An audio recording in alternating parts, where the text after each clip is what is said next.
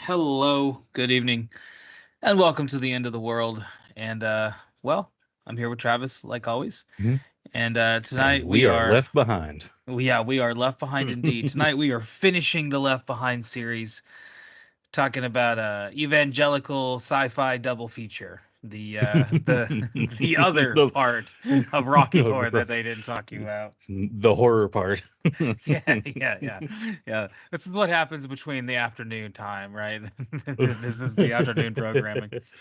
Oh Lord. So Oh, how have you been? not too bad. I had a realization this morning of how old I am. Yeah. I was taking trash out, and a lot of people may not know this part of West Texas. You know this. We have alleyways, and we have dumpsters in the alley that we go throw our trash in. They were all very full for like pretty far down the alley. So I had to walk down and just pick an empty one or the emptiest one and throw it in there. Mm-hmm. Um, while I was walking, I found a nice little hole in the ground and Oh shit. rolled my ankle and Oh. fell in there.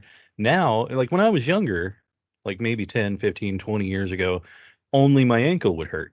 Yeah. Now my back hurts, my Yeah. shoulder hurts. Like Everything hurts. Yeah. everything hurts from falling and rolling my ankle. So Yeah. I'm walking fine, but I rolled my ankle at in a Target parking lot, just leaving a uh, Target. Stepped off yep. the curb the wrong way, rolled my ankle. Was in excruciating pain for like Hmm. at least 10-15 minutes. Like I was in a lot of pain. Oh yeah. Finally, it stopped enough that I was able to drive home because I had to drive home on it. Oh man. Uh, but was able to eventually when I got home after a couple days it stopped hurting. But yeah, Well, yeah, that's good. Yeah. rolled ankles fucking suck. Oh yeah. I don't know. Maybe I walk too much on the outside of my foot. I don't know. Yeah. Well, I didn't have anything interesting happen this week, so let's just move on to something else that fucking sucks, which is the movie Left Behind. Ha ha! Yeah, so we're going to talk about both of these, and rather than doing like a beat for beat what happens, I think we're going to do kind of like broad paint strokes this time Oh yeah. because both of these movies are remakes, quote unquote, of the Yeah, heavy on the first, quotes. yeah, of the first three Kirk Cameron movies that we've already talked about. So those Yeah. movies kind of set the framework. These movies come about much later. The first one coming Hmm. out in 2014, the second one coming out in 2023. Um, where Yeah. they take a lot of what was already established and kind of Hmm. reintroduce it in different ways, borrow some Yes. elements, especially the second movie, which we'll talk about, Oh yeah. borrows heavily from all three of the first movies. Yeah, it And does. yeah, it's kind of crazy. So let's talk about the first one, the Nick Cage one. The Nick Uh, Cage one. this one's just titled Left Behind, which is the same exact title as the Kirk Cameron movie. So there's some Yes. confusion in the marketplace for you. Oh, Thanks for absolutely. that. That makes it easy to do research on this movie. Yeah. Coming out in Now, I 2014. Oh, go ahead. I was gonna say I actually liked this one. So, oh yeah, I was gonna say, I think we'll get there when we get there. But Oh, we will get there. Yeah, of all of them, this I is was shocked. probably the least worst of the bunch. And I think that's fair. Yeah, is because I that an think that's appropriate phrase? why The that's a least very worst. appropriate piece. I think if I was comparing it to a regular movie, listen to Yeah, me, then it would be bad. yeah, But because I was comparing it to the first three movies, I was yeah. You're just grading on a kind of curve. delighted. I call that Yeah, grading on a curve. Yeah, absolutely. it's like, well, the first three barely were competent with the English language. So at this Right. point, at least this one was a little bit of improvement there. Yeah. Yeah. So let's get into who made this piece of movie that we'll talk Yes. about. For directed by Vic Armstrong, who is listed on his Wikipedia page and elsewhere as the world's most prolific stunt double, as per Oh, the that's Guinness interesting. World Records book. So there's Oh, that. He's also a big time second unit director, done a lot of movies, Steven Spielberg movies, did stunt direction for a bunch of movies. Needless to say, this was not his first time at the rodeo.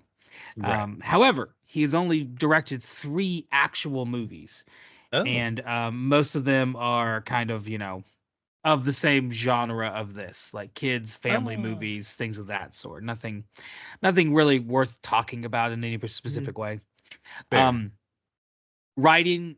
the writing of this movie was done by the same writer as the other ones. So all of the Oh. Left Behind movies have had one thing in common, which is that Paul Lalonde is the person behind them, and he is still kicking the can for Christ down the road. He wanted to turn these movies he wanted to turn these books into movies for a long time, and Hmm. was successful in doing so. So at that, you got to give him some Hey, credit. yeah. He actually tried to turn him into a TV show as well, and that didn't happen out. Mm, That didn't happen. That's There I'm is gonna a say that's a good spin-off thing. that I am not going to watch. Oh. But there was a spin-off, like we talked about, the Left Behind for Kids series, Oh, that's which was right. a book spin-off series. They also made a TV show spin-off of that book series, which I think has Tom Everett Scott in it. That's about the most interesting thing that I saw in it. Yeah. Yeah, not really worth Tom Everett watching. Scott. I know Yeah. that name. He's the guy that kind of looks like Tom Hanks, but isn't Tom Hanks. Good enough He for was me. in That Thing You Do, amongst other movies. Oh, okay. I got Yeah, you. yeah, which is I'm on it interesting because now. Tom Hanks directs That Thing You Do. So I feel like he Yeah. just chose Tom Everett Scott because he's like, that guy looks like me. It's a good Done. looking guy. That's a good looking guy. Yeah. Speaking of good looking guys, or at least I assume, I don't know. Go on. The other writer of this movie is John John Patis. I can't tell my handwriting to know if that's an O or an A. So I'm going to cover my bases. There you go. Um, he would continue to come back and write the other movie that we'll talk about with Kevin Sorbo here in just a little while. Oh He Lord. also wrote some more faith-based films, so it's Hmm. kind of his background there. Now, cast. This is where we get a major overhaul. The first series really kind of liked to skip on the cast, save some Yeah. money on that, and instead went with actors that were very much of the faith and Hmm. made that publicly known outside of their performances in the movie Left Behind. Um, and instead, the first Left Behind movies, they spent, it seemed like, a lot more money on hiring directors and writers to come in and kind of make the movies a little bit more actiony, right? A little bit more punch Yeah. up, especially the first and the third one. The second one is just fucking dreadfully boring, Oh. and it just goes on with just people talking in fucking boardrooms nonstop. Oh yeah. Um, that one Bored. notwithstanding, Bored. very, very much emphasis on the board. That one notwithstanding, the others very much that was kind of their focus and their budget. Well, Mhm. here the budget has gone up quite a bit, right? Yeah. And most of the budget, like for example, Nicolas Cage got paid more than the second movie, the sequel to this. The cost of that movie was less than Nicolas Cage's salary for this movie. Wow. So yeah, you can see like this movie, I believe Yeah. we'll get to the budget of it here in a minute, but you can see that they spent a lot more on the cast because we get some not necessarily A-list actors here, but these people have been in some shit. Like they've all Yeah. been in things that we could talk about. Speaking with our first guy here taking over the role of Rayford, the pilot, Hmm. which immediately makes this a different thing because in the first movie, Buck is kind of the central character, Yeah. Kirk Cameron's character, and Ray is a supporting character, definitely important. Right. This movie, though, Ray is kind of Nicolas Cage is put Yep. forth as the center of the plot, and Which Buck kind of is a sub character. which I think smart move if you're gonna have Nick Cage. I think we both agree on this. Nick Cage is definitely one of my favorite actors Oh ever. yeah, I was literally about to ask you, Nick Cage, what's your favorite Nick Cage movie? Oh, We ooh, will that's a get to talk tough about one. him again. Like he is I in mean, Knowing. He's in a few other oh post-apocalyptic, yeah. pre-apocalyptic movies. And then some random, now for something completely different along the way as S- well. So we Yep. definitely come back to Nicolas Cage. I mean, how Oh can we yeah, not? because Nick Cage, I guess my favorite of his movies. That's a really tough one to say because like That Raising is. Arizona. Yeah. Um, Would it be you easier to say got what's your favorite Nick Cage quote? ooh. Or is Um, that more difficult of a question? that might be more difficult because now I didn't have any ready to Well, go. I'll I let you vamp mean, for a minute because I thought this through. So while oh, you're had you? thinking, I'll Okay, give. Well, so yeah, I wrote it I down. mean, there's so many good ones. I I'll mean, give you mine real Face fast Off and tell you. is So really so good. maybe this will put some thoughts into your mind here. So my favorite Nicolas Cage movie Hmm. is probably a So it's like it depends on the day, right? Like, day to Mhm. day, it changes Oh yeah. variously. But the one that I always come back to and always have a love and appreciation for is Raising Arizona. And Yes. that's one of my favorite movies he's in. Now, my Mhm. favorite Nicolas Cage quote is Sam fucking Peckinpah. Uh, from Say Yes. hi. What you doing, little girl? That entire Deadfall is the movie. That entire movie is fucking ridiculous. And he I is think insane in it. Which gets to like oh, Nicolas Cage is best when you let Nicolas Cage just fucking do oh, his thing. When you try to absolutely. rein him in, like this movie does, and honestly, Yeah. um, You get that National Ghost Treasure, Rider performance. Ghost Yeah. Rider, National Treasure, especially the National Treasure 2. National Oh yeah. Treasure 1, it's a little bit more like he's like a kid-friendly version of Indiana Jones, which is like Yeah. Indiana Jones is already kid-friendly. Like we don't really need this. Like kid, like more American history Indiana Jones. Like ooh, but yeah, when they try to make Nicolas Cage act, he's not very good. Right. Um, when you let him be himself, he's amazing. Oh, he's one And of the best. that doesn't mean the movie's always going to be good. He's been in No. some bad movies. Oh, absolutely. This one is not the best, but yeah, yeah. It is not. But Did my talking and stalling give you time to answer the question? Do you have a I favorite mean, Nicolas Cage movie today, and a Nick Cage quote? well, it's hard not to go with I mean, it's hard not to go with Raising Arizona, but Hmm. I was thinking maybe, oh man, The Rock is really good. Gone in 60 Seconds is really good. I mean, he had a lot of cool action movies in the 90s that I really liked. See, Um, I don't really like Gone in 60 Seconds. I like the original. I think the remake shitty, oh, but see, I've never seen the original. you guys see the original. The only Yeah. thing that he brings to the new one is his like little subtle things he does with Angelina Jolie, like when Yeah. they're listening to the music and he does the shaking of the hands and then That let's is, go. yes. Like Let's go. that's Nick Hewitt. That's something Nick Cage adds to the movie. Oh, yes. That's great. Yeah, Now, I think, he go ahead. oh, I was going to say, I think if I'm going to say, oh man, it's so hard though. I mean, I can't, I actually pulled up his IMDb page just Yeah, yeah, because I'm like, what do I mean? What am I he's looking great for? even in things that are bad. Like the movie Yes. Face Off. I love Yes. Face Off until John Travolta takes over as the bad guy and Nicolas Yeah. Cage is this wimpy little bitch man. Like Nicolas Yes. Cage is Castor Troy. I want a movie of just that. Like just Absolutely. give me that movie with Nicolas Cage as a sadistic fucking maniac with two Mhm. gold-plated gold desert eagles just up to nonsense. Like he's got nuke codes or whatever. He's got like Yeah. anthrax, whatever shit he's doing. Like give me that. That would be more interesting. Absolutely. Oh, yes. Um Um, yeah, because I mean, now I'm looking. I mean, The oh, what Rock, was the one that's a I? good one. The Rock is so good, and Snake Eyes is Snake so Eyes, good. yeah, Snake Eyes, especially the first chunk of Snake Eyes is really good. Yes. Con Air is another great one. I Yeah, mean, you yeah. get kind of a bad his Similar to take. this movie, him in an airplane. Exactly. Exactly. Oh man. But I think, oh man, I'm having a hard time going away from Raising Arizona, but also I guess one that I a movie that I do watch kind of not yearly, but I do watch it Mhm. on my birthday because it came out the same year I was born is Valley Girl. I Valley really Girl's a like good that one. movie. Yeah, Nick Cage is So a young yeah. punk. Yeah. Yes, and Uh, I really Another really appreciate good that. one that he's in is Lord of War with Ethan Hawke, Yes. where he plays like an arms dealer. Yes. That's a really really good movie. Yeah, the Family Weatherman is Man, The good. Weatherman is good. Family Man, Family Man, with that's Taya right. Leone is also like a really good, That's a really kind good of like a one. different performance of his than you normally see. Yes. Speaking of I different actually performances, neither one of us even talked about like his movie he won an Oscar for oh, Leaving for Las Leaving Vegas, Las it's so Vegas. Yeah, we didn't obvious. talk about that one. Yeah. I mean, Uh, it is a great movie. Him and he also did some Elizabeth funny Shue, right? movies. There's that movie he did, Trapped in Paradise, with Yes. Nathan Lane. That movie is very, very funny, like kind of a Yes. wintertime Christmas comedy to watch that people It don't really talk about enough. it kind of And that one it's a really and good The one. Ref are movies that Yeah, I like to yeah. watch at like wintertime, I Christmas hadn't thought time. about the ref in years, but yeah, the ref is Yeah. also a good example of that. Yeah, yeah. So Yeah. I But I think it think will. as Oh, far good. as quotes, Mm. I, I'm Favorite I'm quote. str- I think we're just gonna have to agree on Raising Arizona today, Yeah, makes sense. because it's. I mean, he's just so The good. one you keep It's going that's back such a to. good movie.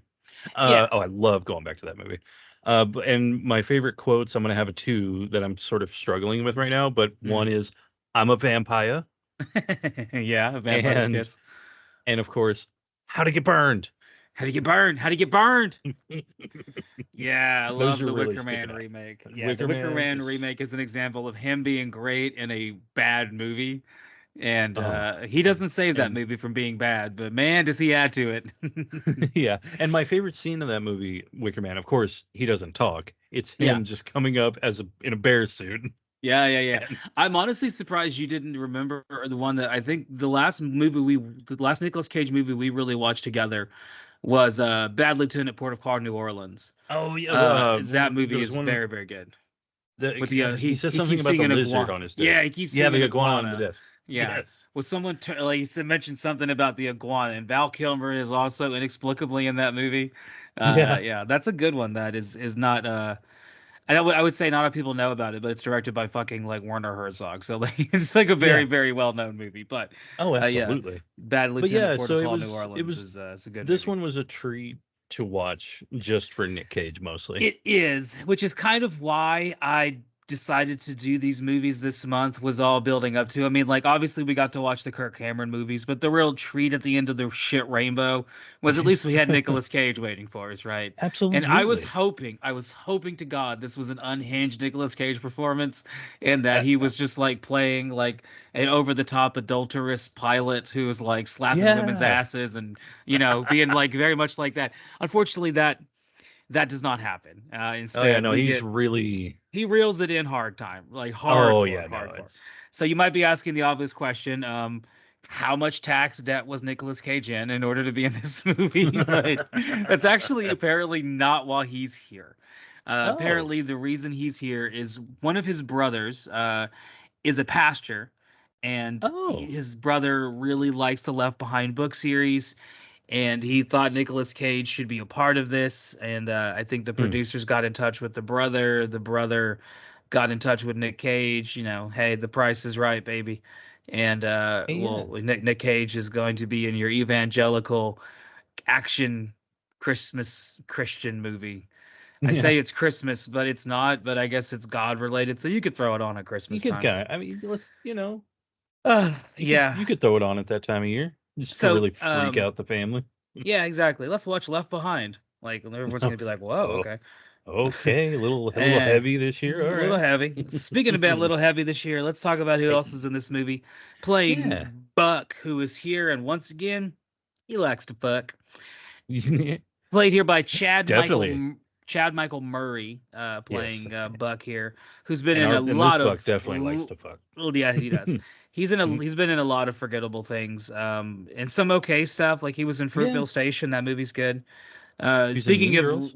he was in Mean Girls, yeah. Speaking of recent things, he was in Freaky Friday. They just announced they're doing a Freakier Friday. So, Oh no, he wasn't in Mean Girls. He was in Freaky Friday. I did the wrong one. oh, okay. I was gonna say, yeah. Well, someone else we're gonna talk about soon was in Mean Girls, the sequel to Mean Girls. Apparently, that's in Oh. the second movie. One of the characters in that is in Mean Girls too. Um, Weird connection to our other evangelical Christian movie we talked about because Mhm. Chad Michael Murray also shows up in Omega Code 2, Oh. which is basically just a sequel slash remake of Omega Code 1 with a little bit Uh-huh. better special effects. So I didn't really feel like we were missing anything by reviewing it. Maybe one day Yeah. we'll get around to Omega Code 2. Yeah. I One mean, day. One I'm day. kind of all right with Chad Michael Murray. He's all right. Yeah, so he's playing Buck. Playing Chloe is Cassie Thomas, who is in Big Love, amongst other things. She's in a bunch of TV Mhm. shows, NCIS, Yeah. House, CSI, ER, the list goes on and on and on. She's in a bunch of TV shows, so Yeah. had quite a credited actress. She was actually not the original person who was going to play Chloe. The Oh. original Chloe was going to be, let me get the name here, Ashley Tisdale, who pulled Oh, out really? closer towards the beginning of the production. Yeah. So That's probably for the better. Yeah, the budget was about 15 million, and about $4 to $5 million of that went to Nick Cage. Yeah. So they had about $9 million to kind of throw around to get into the cast. So Yeah. originally they had Ashley Tisdale and ready to go, but they kind of she backed out, and so instead they went with Cassie here, Yeah. who she Now, did fine. oh How do you yeah. Now did I you like? think I was about to ask, how do you think of the three? We've talked about our three major factors in our tribulation force. How does this version of Ray, Buck, and Chloe compare to our past characters here? Do you like them a more? Do you lot dislike them? I think there's a lot more charisma here. Yes. I believe the chemistry between Buck and Chloe on this one, Yes. Yes. like it felt real, you know. Now I'll say Improved this, in almost every oh, way.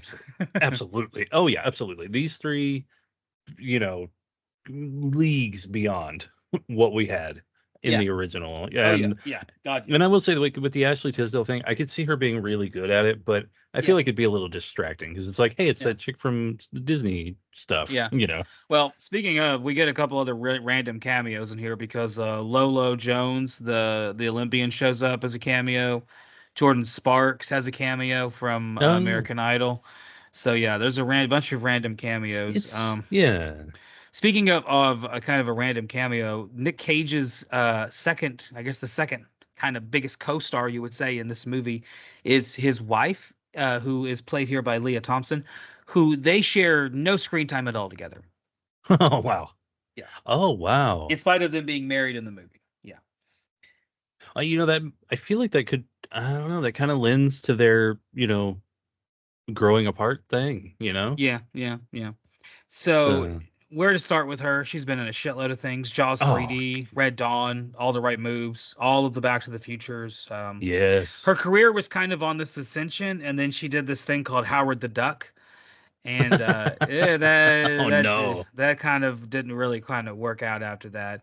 Not that No. she like died a death. She's still in a bunch of '90s classics. Us millennials would have seen her beyond those things. But Dennis the Menace, Yeah. Beverly Hillbillies, and Little Rascals. She was in all She three of was those. also So in that show Caroline in the City, wasn't it? Caroline in the City, yeah, yeah. She was in Yep. J. Edgar, which is also an Hmm. interesting little thing. She is also so I want to say she's in, but legally I don't know if that's true. Oh, She might have been like filmed beyond her will and put into a movie called Cool Cat's Crazy Dream. Have you ever seen this? I don't even think I've heard of it. Okay, well, we're about to do our first reaction because I sat through all 10 minutes of this and now you have to as well. Because I want to, I need you to see this. All So right, it in was just a minute, called. we will take a break and we'll do a little cut, and this will be a separate video. But yeah, this is only 10 minute long, and we're gonna watch it together. And I got to see your reaction to this Yeah. because what in the unholy fuck? You thought the little cars things that we used to, I used to make you watch were bad? Yeah. Oh boy, strap Oh, in, motherfucker, strap in. oh, I'm Experience excited. beige. Um, yeah. Back to the regular schedule programming. Um, Next on the cast is Nikki Whedon, who is from Australia, Oh. but she was also in Scrubs, Halloween 2, the Rob Zombie one, and she was Hmm. also on an Australian TV show called Neighbours for like 107 episodes. So I've heard of that. It's kind of like a yeah, soap opera type show, I think. is it okay? I was I not think. familiar. I don't know. Yeah, she would actually be in a couple more Nick Cage movies, so a few more would show up here and there that she would be involved in. And then, Oh, like that's I said, cool. we got Jordan Sparks, who shows up as the kind of the woman who is not believing what she sees with her own two eyes. Yep. Oh yeah, so how did this movie come to be? And then we'll get into the Travis trivia section, and Yeah. so we got some interesting background here. This movie actually was started in a lawsuit. So around Oh. 2008 was when the lawsuit started. So if you remember to last Oh, week, that's the yeah. third Left Behind movie came out in 2005.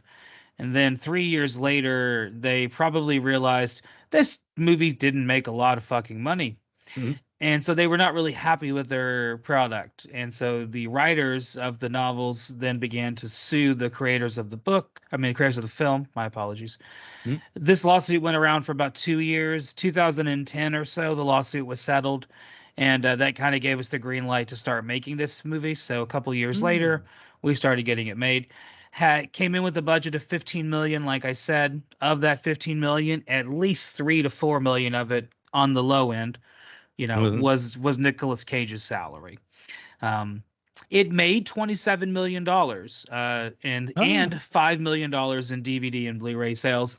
I'm going to attribute a lot of that to Nicolas Cage, honestly. absolutely. So that $3 million investment was probably worth it, I because think I feel so. like a lot of that, especially the DVD sales, I feel like Oh yeah. a lot of that was Nicolas Cage. That's the reason I went into this. Hmm. Before he was in this movie, I had never watched any of the Left Behind movies and never had any desire to. Oh They were yeah. not something I grew up watching.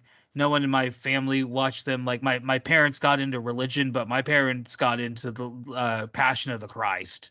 Like that's what we went and Oh saw in yeah. theaters. Yeah, we didn't go see Left Behind. No, we went and saw Passion of the Christ, and my mom and dad were like, "No, don't close your eyes. Watch the whole thing. Oh no way. You need to experience what happened to our Savior." Oh no, I was it was yeah. So yeah, that may have explained why I have a interest in horror movies. My Yeah. parents, Right. right there. Don't stop watching your Savior get killed. Yeah, yeah. So yeah, that was my religious experience. It was a little bit different than the Left Behind series. So when Yeah. I this was kind of my introduction into these movies was this first one here. I had seen this one time before I watched it now, and when I watched it the first time, I kind of wished it was a little bit more campy and like easy, more of like a so bad it's good, because Yeah. It's it's no. not that, but it's not exactly horrible, but it's not exactly good. It's kind of this No. like, if I was grading It, it, I would say like a 3 out of 10, 4 out of 10, yeah. something like that. Like it's If it middling. wasn't if I wasn't comparing it to the three before it, I would. Oh yeah, I'd just be yeah. like, whatever. Oh yeah. Yeah. Compared to the Kirk Cameron movies, it's a fucking masterpiece. Oh Like yeah. Kurosawa should have resurrected from the grave and made this Yeah. movie. It's so good compared to those Oh, three I movies. mean, Yeah. this movie, like, it But was not a compared to any chore at other all. competent movie, this is a piece of Yeah. shit. Oh, absolutely. Yeah, like, I mean, I will say this, just because of what we've been doing, this movie was I was actually pretty delighted to sit through it, and I actually got pretty engaged in it. It kind of sucked It's me in. I think it's interesting that you say that, because as we get to the reviews of it here in a moment, you'll see a kind of a trend that I think is No, yeah. interesting. So this movie did not get good reviews when it came out. It actually opened sixth on its release day. So it opened Yeah. behind the following movies: Gone Girl, Uh, Annabelle, the horror movie, mhm. Equalizer, that Denzel Washington movie, Yeah. the Maze Runner, that kind of like young Oh, adults series, yeah. and the Box Trolls. Oh, So yeah. a little bit of something for everyone when this movie came out around this time, Yeah, 2013. Like there's really. kind of a little bit of everything in the theaters. If you're Yeah. going with your kids, you can go take them to see Equalizer, uh, or you can take them to see something a little bit different. But yeah, there's kind of interesting that there's a lot of different choices. Yeah, I can really, see that's why this one pretty. opened in sixth.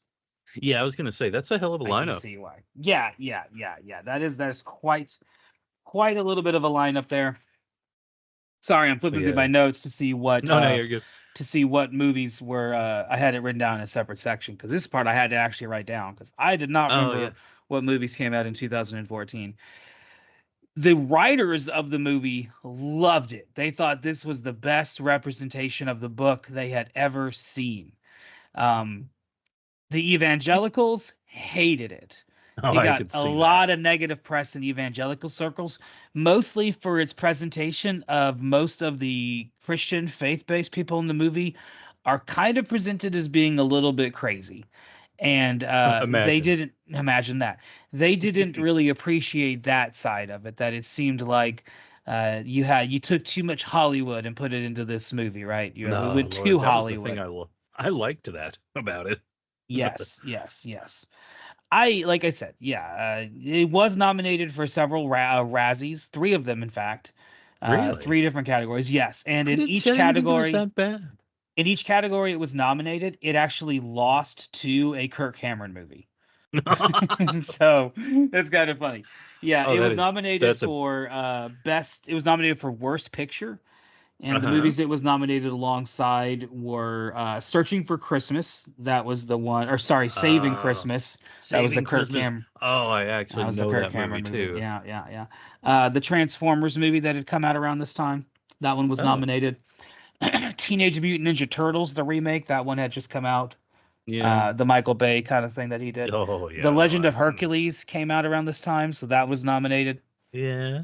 And Left Behind. And so the winner for Worst Picture at the Razzies that year, well, sorry, rather was Saving Christmas. And Oh, Worst yeah. Actor, Nic Cage was also nominated alongside Kirk Cameron, who would win. Yeah. Other nominees included Adam Sandler, Seth MacFarlane, and Kellen Lutz, who was, I think, the lead in the Legend of Hercules movie. So Oh, okay. that was kind of Yeah. who was also alongside of the bad movies around this time. And obviously the Razzies, like we've talked about before, are not really the best indicator of like what was the worst movie. It's more of like which No, celebrity they just hated that particular year. that's So you can fair. kind of get the feeling of this year was Kirk Cameron's year to shit on him. Yeah, I was about to say, and what a I've never poetic. seen Saving Christmas. I'm sure it's not good. Oh, I don't doubt that for a second. But you you could know, watch. I think Cinema Snob did a did an did a episode review of on it. it. No, that Yeah, would probably be better than just watching the I whole would say fucking rather go watch that thing. rather than the actual movie. Yeah, yeah, right. So this also came about, like we said, a spin-off. So Left Behind 3, we got a video game. Here is where we get the spin-off called Vanished, the Left Behind the Next Generation. Degrassi, it is not. Instead, it's about, I guess, children dealing with the coming rapture. I don't know. That's Like I I said, I'm not gonna watch it. I refuse. no. I'm done. That doesn't Done. even Done. halfway sound good. Done. Does In not. fact, Sounds awful.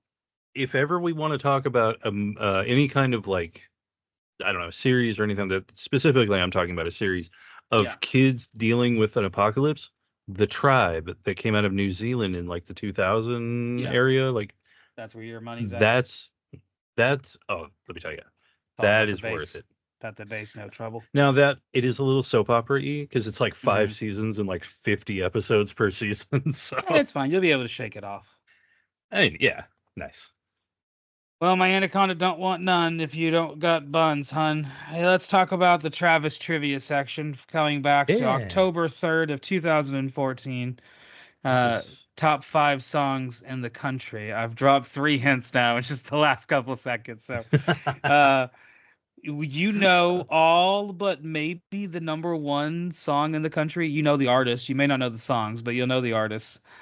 I don't Okay. know if the number one artist is still doing music or not. I have Oh. no earthly idea at all. I have not kept up with her music, but we got Hmm. some big hitters here, some girls that you've mentioned thrown up as answers in the past, and Yeah. they were not quite there, but here they Right. are. So, Here they any are. Okay. guesses?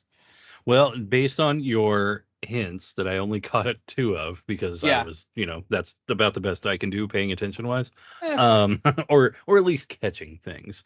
Um Definitely I caught Taylor Swift. Yes, Taylor Swift, Yeah. number 2 in the country with "Shake It Off." Uh-huh. Number Shake it two, off. okay. Oh, She hadn't oh. quite reached that peak yet. Shake it Or off. at least not in that year. Shake it off. Yeah, I don't know. This is like the only Taylor Swift song I know, because it was just played so much Oh, yeah. around this time. So And it yeah, I was heard the pretty song a okay. lot. Is it? It's an okay song. Is it? I mean, it's Is not it? that. I mean, it's not one of the worst songs I've ever heard. I'm not a Taylor Swift Parts of fan, it. so No, well, no. But I can't say I'm a big like, yeah, Taylor Swift. I'm like, yeah. no, I think even her like quote unquote good music is kind of boring, and her that's fair. bad music is more boring. Yeah, I basically. just I don't know. I have a hard well time with her, then, but yeah. Taylor well then Swift I number 2. know. Then I know Next. you got a Nicki Minaj one in there. Yes, so Nicki Minaj actually number 3 and number 4. So number 4 Oh, is Anaconda, um, which was a very very popular song around this time. yeah. Remember that Kind one? of. And number 3 was her collaboration with Ariana Grande with Big Bang, or sorry, Bang Bang, which is a song Bang Bang. Oh, I I know that do one. not really remember. Yeah, okay, I well, you're kind of think I better remember it. man than me. There's some So you've I've got some Nicki Minaj songs that I dig. yeah, yeah, yeah, Uh, Starships is a classic one. I still like yes, that that song was a the little one I bit. was thinking of. So So you're yeah. missing number 1 and number 5. Oh, and I didn't. See, I didn't catch all Number 3 of the hints, five so is, I will say, number five is an Australian rapper that we have talked oh, about before. yes. Yeah, go ahead. Who you got? We've got Iggy Azalea then. Iggy Azalea. This song, never heard of it. It's called Black Widow. Could not tell you a Nope, fucking thing about it. not a clue. I would have assumed it was in the Black Widow movie, but it came out like a decade before that, so I would be Okay. wrong there. Or maybe it's in that movie. Who knows? Maybe, I Number mean, one is, like I said, kind of. I don't know if she's a one-hit wonder. I can't, this is the only song of hers I know. oh, It has oh, something this to do is with a musical instrument and wanting a musical instrument, or actually, I guess a musical tone, a tenor. Yeah, oh. it's all about the bass. Oh, it's all about the bass. Meghan Yeah, Trainor. yeah. Does she still do music? Wait, that is Meghan Trainor, right? Yeah, it is. Yeah, I was Okay. surprised you I knew was that. like, I I know that didn't. name. I'd uh, forgotten her name. I did completely forgot about this song until I looked it up and I was like, oh, that song. Part of me there honestly was thought that was another white, and I was about to say another white lady song, but yes, yep, literally just it's some other lady song. I did not know. I completely forgot about yeah. Megan Trainor. The main thing I remember, and I'm just throwing out names now of like video or people like reviewers that we love. Yeah. Talked about Cinema Snob. Now I'm going to talk about Todd in the Shadows. The main thing I remember about Megan Trainor is he was doing a worst of the year of I don't remember which year, but there was some song with like her and I can't remember. I think the guy was like Charlie Puth, I guess, and it That's was a like person's supposed to be name. this. Yeah, and it was supposed to be some song about like some sexual song or something, and he's all Todd was saying was like, I can't think of two more unsexual, like most boring white bread people on the planet making this song. Like, so that's the main thing. When I think of Megan Trainor, that's what I think about. So That's fair. That's fair. yeah, Well, those were the songs in the country, so we'll take a it's a break and pretty come tame back list. and talk about the plot of this first movie, and then we'll breeze on through this bitch and get to Oh yeah. Kevin Sorbo's abortion of a film, Oh because that one is God. that's the real treat tonight. It turns out. Oh I man. thought Nic Cage was going to be the dessert, but nope. Turns out I was wrong. It's good old Heracles uh, himself. oh So we'll Lord. take a break and come back and talk about that Yeah. Mhm. more left behind. See you guys in a minute. Hey, joining you guys live in progress for a little announcement. If you've been enjoying the podcast on YouTube, you can now also find it on Spotify by searching Welcome to the End of the World podcast. Same thing on Apple. Search for Welcome to the End of the World podcast. You can also find links on the YouTube page to make it real easy for you. Just stopping in for a little update on that from future Matt, returning back to past Matt. Do this.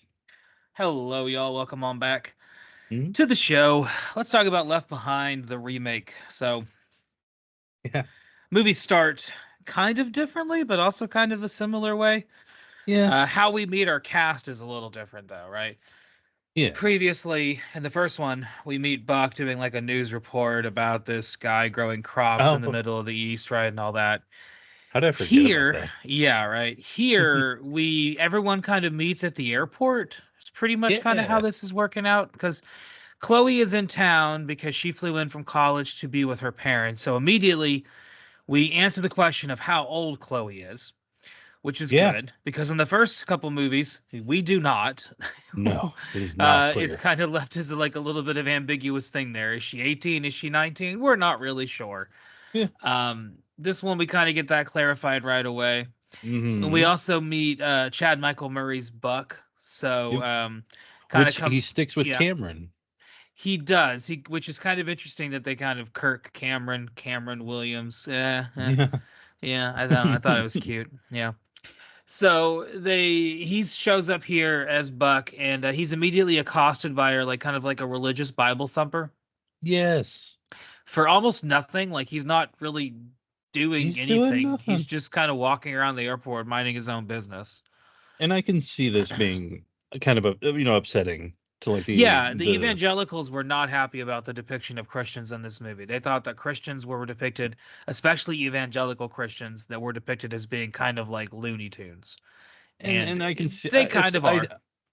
well, yes, but and I say fair Yeah. on them for catching that and being upset about that. That's I get Yeah. it. And so this And I is don't, I don't harsh on him for that. yeah, this is how Chloe and Buck meet because Yeah. as this woman is accosting Buck, Chloe walks up and kind of interjects into the conversation on Buck's behalf. And then Yes. she goes to the commissary to go and get some food, right, from the little local little airport cafe. And her Yeah. and Buck have a little conversation as they're kind of waiting on their planes. And she's waiting on her Mm-hmm. dad because she's come into town. She found out from her mom that dad is actually not at home. Yeah, He's he's about to get a flight. So this is also carrying over from the first movie as well, which is that Ray is yes. like kind of like an absentee father who's always Mm-hmm. flying and doing stuff. Um, and then we meet Nicolas Cage, who immediately, without saying any words, is visually more interesting than everyone in the movie so far. Yes. Just by walking out of a car. That's all he does. Yes. He just gets out of a car and immediately way more interesting than everyone else around him. And you can immediately tell that him and Hattie are definitely having an affair. Oh, absolutely. They make it very clear, and I Very, very think he clear. does. And I think that's where this movie definitely does a better job. And I think they were less scared, Yeah. So Yeah. Oh yeah. Yeah. Yeah. Definitely. Definitely. I feel like you have to be less scared because you want it to be firmly established that these characters are not necessarily like the worst people in the world, but at the same time, they're bad enough that they weren't y- absolved of all their sins. So they yeah. have to have done something.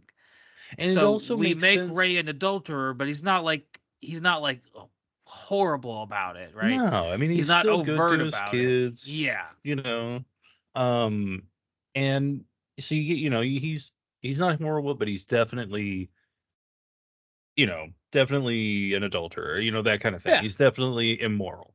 Oh yeah, yeah. Um and then you also have on the other side of that, you have someone like Chloe who, and this also speaks to their strained relationship with the wife, the mother, Yeah. because that all stems kind of from where she's at, where she's kind of, Yeah. whenever Chloe's raging against that lady in the airport, it's kind of her projecting Going on from her gusting mother. realm. Yeah, yeah, yeah. Which is Yeah. carried over So from the first film too, but done a little bit better here.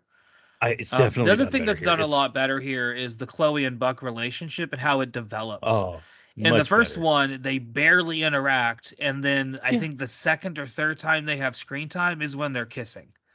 Oh yeah. So it happens It's very, very quick. Like, but they fall in love after sharing virtually no time together. yeah. In this one, it kind of happens a little bit more naturally. Like they hit it off at the airport. He's got his Yeah. mind kind of fixated on her, and then Mhm. all these things happen. It turns out her dad is flying the plane, and so they have a reason to interact later on. So there's kind of some Yes. more reasons to why these things are happening. Yeah, it's not just like the first Left Behind movie, it's just stuff sort of happens and now they're in the same house. Yeah, yeah, basically, yeah. Huh. Yeah. Which is also like so the other thing that this movie does way better is this movie entirely focuses on the like maybe hour, 2 hours immediately after the rapture or the vanishing Yes. event Oh yeah. and the A- confusion that would have existed in that time period. Absolutely. In the other It's movie, that gets brushed over so fucking quickly. oh Like yeah. Kirk Cameron gets off the plane and there's a little bit of people rioting. He sees some burning cars and stuff. There's a guy that gets shot. That's it. Like there's Yeah. not really a whole lot. And honestly, this movie doesn't do the best at depicting full-scale writing. It does a better job. You can Well see where yeah. the budget reaches its limitations because at a certain point Chloe like is just a deserted town basically. Like Yeah. whereas right when it first happened, she's like there's chaos everywhere. After that, she's pretty much alone. So Yeah. there's parts of it that are not perfect, but as terms of how it presents the people's realistic depiction to something like an event like this happening, does a Yeah. more realistic job in that it's focusing on just a small time frame instead of trying to Mhm. do like this big picture a presentation of like all these characters interacting and doing all these things over the course of like weeks and of it months and Yeah. whatever. And I will say there is part of, and I'm sure we'll get there, but because we're basically just highlighting differences, but Yeah. and I'm sure I'm way jumping the gun on this, but the way that they depict pre-rapture, Hmm. where they're really focusing on all these kids around, Yeah. like, And I will say we get a lot of pre-rapture, which I think is a good move Yeah. because you get to establish like character first of all, Yeah. and you get to establish Now, like this is why people are going to be reacting the way they're about to be most of the people reacting. on the plane are dicks, so the characterization is not That's yeah, necessarily the best. But right. yeah, beyond the most of the people on the plane just being kind of like raging assholes for no fucking reason, Yeah. especially the two guys, the two like the Arab Oh yeah, guy the and the other guy y- that just keep yes. fucking going at each other the entire time Yeah. for literally no reason. And Yeah. it goes That's really just nowhere, honestly. it really doesn't. But yeah. But yeah, they definitely lean into more of I guess like characterization of the event. Yeah. And we see it more, more through people's reactions, Yeah. people's, Yeah. and I think that's definitely done a lot more effectively here. I was Yeah. like I said, I was way more engaged. Yeah. And The other big thing that I would say is like I guess the big similarity, since we talked so much about differences, the writing is still terrible. oh, that's It true. the writing has not improved at all. Oh It yeah. is Oh well, bad in the that first three movies. It is bad in this movie, and when the Chloe music is gets also very bad. oh yes. Well, when Chloe gets home Oh yeah. and she because after they they're in the airport, she realized like he's saying I couldn't get out of it, I'm doing this. She's that guy just gives her like the guy at the airport like Hmm. worker I guess just gives her these tickets, these concert tickets to give to Ray. Yeah. And that that I think that was handled really well to just show how deep this whole thing goes, with Hmm. him and with the family. And Yeah. um it's not just sort of like slightly hinted at or Hmm. sort No, of no, no. Yeah, vague. It's mom is very laying it clear. down pretty thick. Yes. Oh Yeah, yes. so on this plane, we kind of get like a litany of subplots emerging. So we have the major plot of Ray is piloting a plane during the Rapture event. He is Hmm. having an affair with one of the stewardesses on the plane. Yes. Buck is kind of all hung up on Chloe. Yep. There's this like kind of tension brewing between these multiple different characters in first class. There's Yeah, tension there's brewing between all these different characters in the back of the plane as well. I like And the guy that's like very much like aliens this and the yeah, there's an government's making these alien planes that tech are, conspiracy yeah. bro dude who's like all on top of that. There's an oil tycoon or like very Yeah. clearly like that. There's an Yes. aggressive kind of like little man who's just like attacking everyone verbally. Yes. There's the And I like that daughter actor of a lot. a NFL player. Yeah, he's been in a Yeah. couple things. Yeah, well, yeah. We did talk about him on our cast, but yeah, he's been in several things as well. Yeah, there's a lot of little subplots that are kind of emerging on this plane.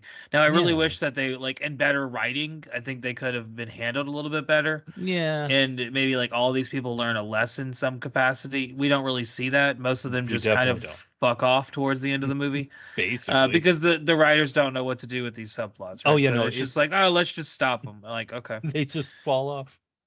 yeah, they It's literally like, fall off oh a yeah, cliff that's right. again. We get the swarm. We got this plane we have to deal with. Yeah, yeah. Like so So that's what's going on the plane. On the yeah. ground is a different story. So previously, like we said, the Left Behind series kind of took this long-winded approach, and the Hmm. Rapture event is just kind of like a blip in like the first 10 Yeah. minutes of the movie. Here, it's something that we build up to. And so Chloe is taking her little brother to the mall, and I she's forgot. I was gonna say this about the little brother. yeah, Talk about bad writing. When uh-huh. she hands him like she's like, "Did you get me anything?" And he's like, she hands him a baseball glove, and he's like, "It's that baseball glove I've been asking for." It's Oh like yeah. It's that's bad, the line. bad, bad exposition I was like, everywhere. "Oh no." As you well know, they might as well say that just about every Yeah. time and then explain the plot because we can't be bothered Oh coming up with characters that actually say things like humans do. yeah. No, instead we get some more kind of silliness. And what happens at the mall is this is where I pause the movie, and maybe the only moment of levity that I really saw in the movie Yeah. is did you see where they're standing in front of when the rapture takes place when she hugs her little brother and he disappears? Oh, I don't think I remember that. Right behind them in the middle of the mall, Chick-fil-A. Oh my lord. I gotta know, did Chick-fil-A have to pay more for the advertising for that?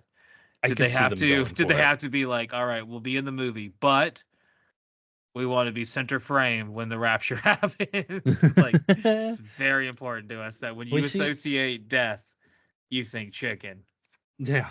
Well, you see, I didn't expect, or I guess they may not have had a big hand in Hmm. how the movie was like, they may have thrown some money at it, but they definitely didn't have any kind of like real like control money because there was no No. anti-gay message or anything. So, Yeah, no, there's not really any of that. It kind of presents itself almost as more of like a disaster movie involving a yes. plane. Because at this point, like the plane's fucked, like scalloped potatoes from Barb.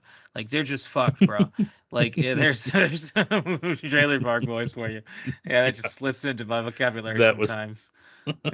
It's the fucking big dirty bitch. So yeah, the fucking big dirty's happening, and Nick Cage is flying the plane, and it's not going to work out very well because all of a sudden everyone on the plane just disappears. Not everyone. yeah. They Well, not virtually. everyone, but Sometimes they say half. Sometimes they say all the children. And then yeah. occasionally, when they say like we need a head count, they're not able to give us a one. So they kind of the numbers It's fluctuate quite a bit.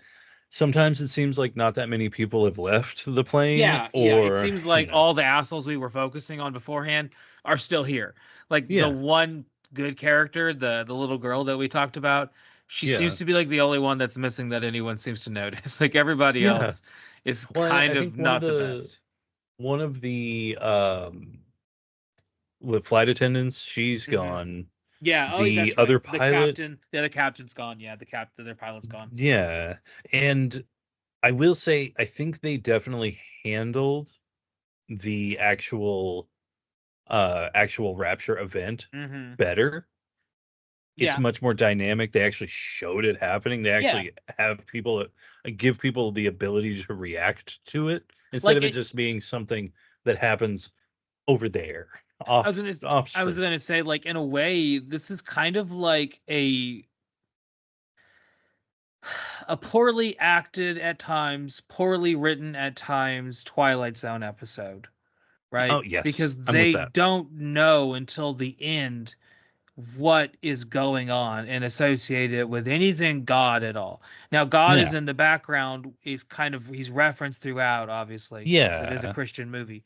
Oh yeah, But absolutely. you could also watch this movie and not really pick up on that as much and just think that Yeah, it's kind of like a sci-fi, like I said, a sci-fi episode.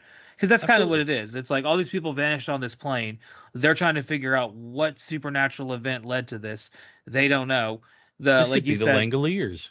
yeah, they keep throwing out different Mhm. theories. Like, what if we went to a warp hole? What if we're in the Yeah, Bermuda Triangle? What if, this happened, that aliens, happened? We landed when abducted. everyone, no one noticed that we landed, or something like that, right? Yeah, Oh yeah, aliens. There's all kinds of different theories they throw out. So, up and this is until what people Nicolas would be doing. Cage kind of has his revelation of God, it's Hey, good. it's not His really. revelations. Yeah, exactly. Yeah, it's not really firmly established that this has anything to do with any kind of theology of any sort. Right. It just seems kind of like a less great Twilight Zone episode, which Yeah. is fine. You know, Oh, it's just absolutely. fine. So beyond that, the lesson of this movie seems to be, and this is different than the lesson of the first Left Behind movie, which had its own different lesson. The lesson Mhm. here seems to be God hates planes. And so Yeah. don't fucking fly at all. Because the only other plane Well, that they interact with immediately almost kills them. yeah. Well, and apparently pilots are godly folk They because are. Which I thought three pilots were supposed to quarters. drink and sexually assault all day long. I was So gonna say it's I just didn't because know in they this were all movie, such good people. yeah, in this movie, 3/4 of pilots will just go straight to heaven. Yeah, yeah, So yeah, we just have one out of the four pilots we could see. yeah. So And then so while this is happening in the clouds, down on the floor, down below, yeah. Chloe is kind of running into the worst people of the apocalypse. Not only that, she is getting almost targeted by so many vehicles, like Yeah, yeah, yeah. in the She almost mall. gets hit so many times trying to leave the Yeah, mall. She gets a and a shotgun pulled on plane. her. A plane Oh almost yeah, hits her. Yeah, all these things it's happen. I feel like this is where they kind of missed an opportunity because I feel like if you didn't want to make this into like a theological movie that had like that kind of message, you Hmm. could better develop Chloe as a character in that like she has clearly lost her brother. She cannot get in touch Yes. with her dad. As far as Hmm. she knows, he is gone. She Right. can't get in touch with her mom. Every person that she keeps running into either tries to hurt her or she can't trust them. They could have used this to like maybe this like experiences to develop her as a character and show that like by the time she comes back to like Buck and her dad at the end, she is a Hmm. completely different kind of person now. Like she's Oh seen some yeah. shit. They don't really do that, right? Instead, they kind of No. just you're like, yeah, she's fine. It's not a big deal. You know, Yeah. she's just gonna look for her mom no matter what. Because which that's Yeah. basically what she's doing. She's trying to figure out where her mom and her brother are at. So she goes to the hospital. She finds out that all the kids are gone. All the kids are gone. That was a pretty good scene. There was. Pretty haunt. It was, it definitely had the impact. I did like. I think that, like you said, I like you said, you could have made it a little bit better if you would have taken that woman that shows up and is like kind of telling her that all the kids are gone. If we could have added like I don't know some kind of haunting imagery there, something a little Yeah. bit more to set that scene to the tone of the mood a little. Instead, it's Hmm. just kind of like everything else in this movie, which is like it seems like half done. Like there, it Yeah, could have been a exactly. little bit better. Hmm. Because that's the thing. Like I don't want to come across like, oh, I'm not a Christian. All Christian movies are bad. That's not what I'm saying. No. A lot of them are bad, but that's Oh, not most of them. because they are Christian movies. No. The two things are not mutually exclusive. You could make a good movie about the rapture. Like you very Absolutely. well could. It is an interesting enough story within the context of the Yes. Bible if you just take it from the Bible. Like even if you changed anything at all, it wouldn't have to be a whole lot. Just taking that and turning it into a movie would be interesting. And I think this movie comes the closest to what I would like to do if I did a movie like this, which would be Yeah. focusing on those hours immediately afterwards. Oh, Like yes. people desperately trying to figure out like where the fuck is my family at? What happened Yeah. to them? What is Yeah. going See, on? Like I would have searching for liked answers more. wherever they can. Yeah. See, I would have liked more of on the ground stuff and just kind Yeah. of getting a lot more of that, less of the in the plane stuff. I mean, I Yeah. get it. And then you could still it make it a religious movie because people would naturally be turning to faith and praying in those moments of being like, my daughter, my son, my wife, my whoever is literally just vanished. yeah. Cannot find them. No one knows where they are. And it's not just me this has happened to, right? This is not a singular experience. This is Yeah. on a If global scale. honestly, if I knew nothing about the rapture, if I didn't know any about that, Mhm. and something like this did happen, I would have, I would probably have religious style questions for a giant event like this, a Oh yeah. worldwide event. I would Yeah. have religious style questions, It would make a lot you would have a hard time not to, right? You have a Exactly. very hard So I time not to. mean, so you could easily get that in there.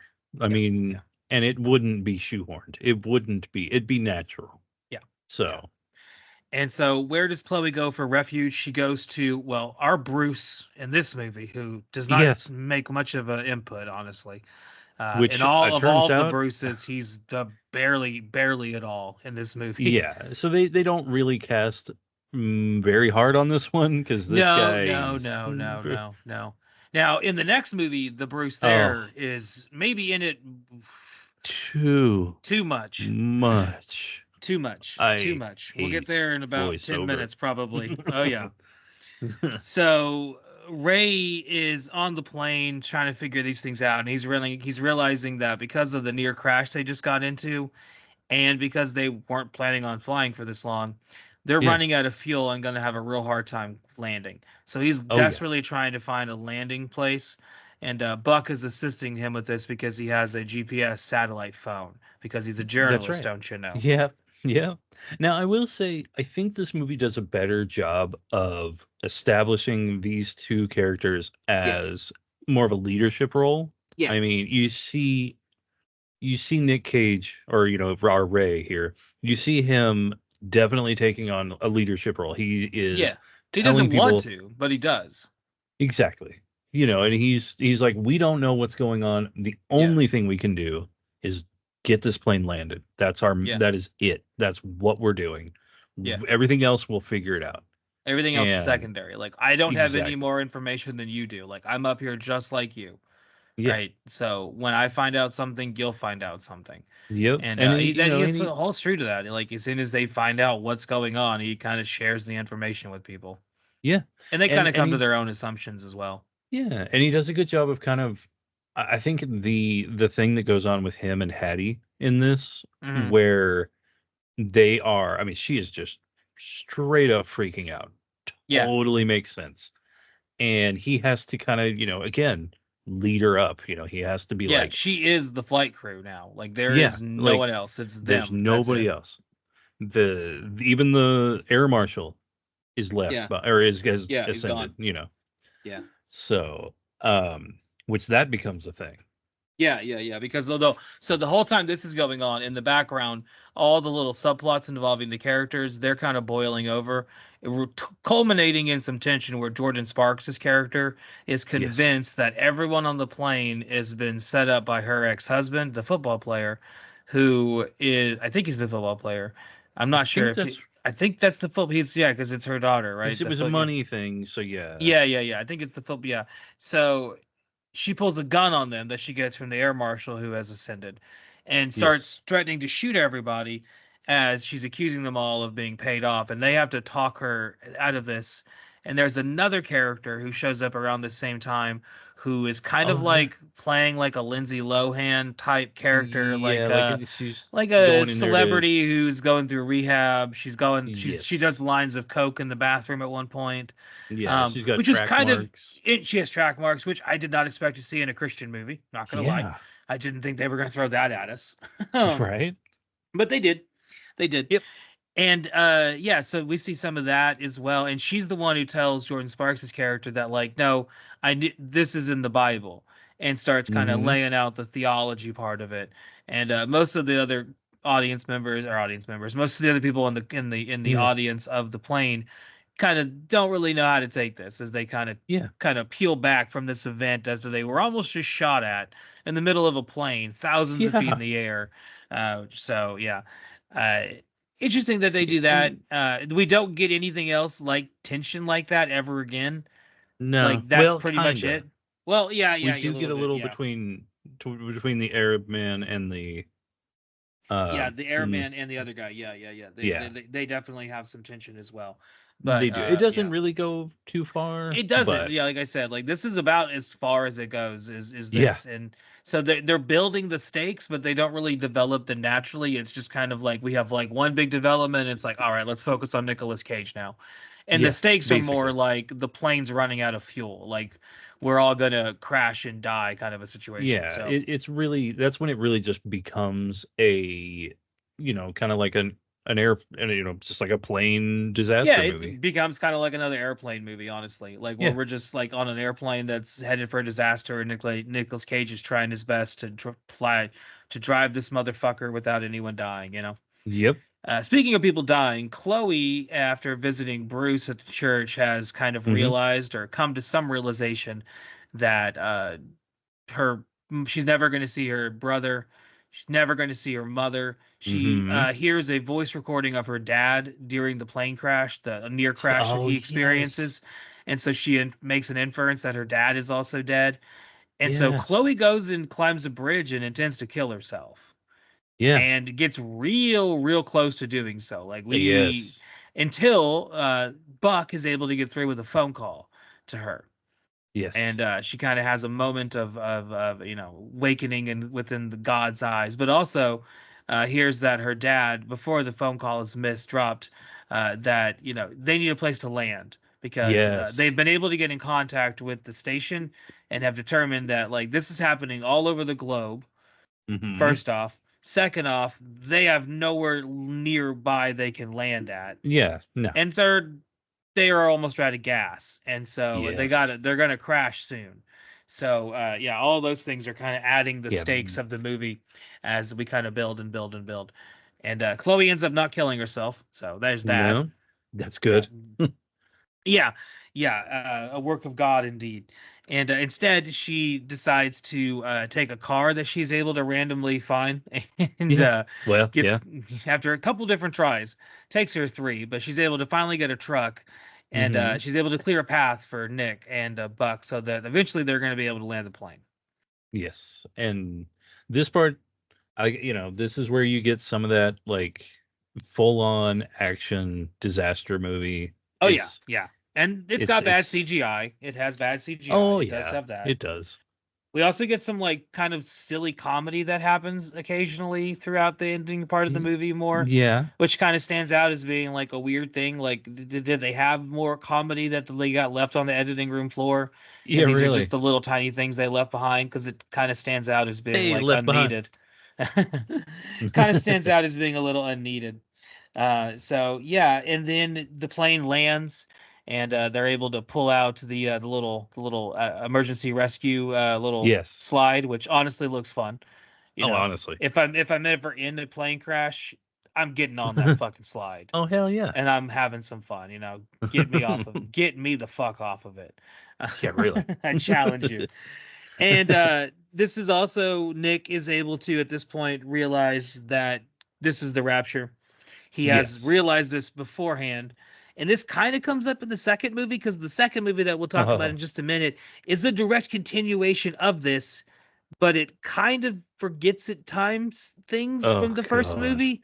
Because in the first movie, he very clearly finds God on the airplane and realizes that, like, this is the rapture. My wife is okay. She's in heaven. My son is okay. He's in heaven. Like, Yeah. and I need to become a better person. And Hattie is kind of the one who walks away at the end of it a little bit like, wow, like you lied about your wife and now you found God. Like, okay, I don't know how I feel about you. And the Yeah. movie kind of culminates there, which is interesting that that's where the movie stops at, but that's kind of where we it's kind of where we build up to is, and Yeah. it definitely leaves room for a sequel, which it was supposed to have, but that Oh, never happened due to some financing problems that we run into, as we'll talk about in just a moment. So yeah. before we get into Left Behind: Rise of the Antichrist, Oh, yeah. um what do you think of the Left Behind remake? Go ahead. So this remake, I think, is of all the remakes that have ever been made, one of the better, possibly the best remake of an Yeah, original movie because, and really, I think this is more just a readaptation yeah, pretty of much. the book because they do take a lot of, they take a lot of different turns that the Yeah, yeah, first yeah. movie definitely does not do. And Oh I yeah, say for almost a like lot of, almost completely different. oh, absolutely. Like it's, I mean, it's easy to compare the two, but it's also like kind of difficult because it's like it's such a different movie. And I Yeah, they are. really appreciate it for that because it's just handled so much better. They make much smarter decisions. And even their decisions aren't even all that great, but because we're comparing it, Yeah. it's like this is, you know what? This is way better. They handled this a lot better. Uh, you know, some things were kind of goofy and some Yeah. like uh Yeah, it's it's that fun. baseball glove I was always asking for. Like, There's some come on. parts like that. There's some things like kind of playing off of what you were saying. There's some good, there's some bad, and there's some ugly.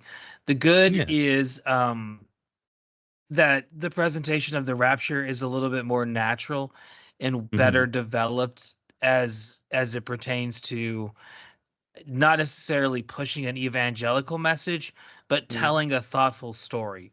Because this, in like we talked about in the first movie, the rapture is given the screen time of like maybe 10 minutes. That's it. Yeah. In this movie, it is the entire focus of the movie, and that makes a Yes. lot more sense. The Yeah, character it does. develops, and the characters, excuse me, the character relationships and the way they develop are a lot more natural and well balanced and nuanced in this movie. I like that better. So there was some bad. The writing is still pretty bad. The music is still awful.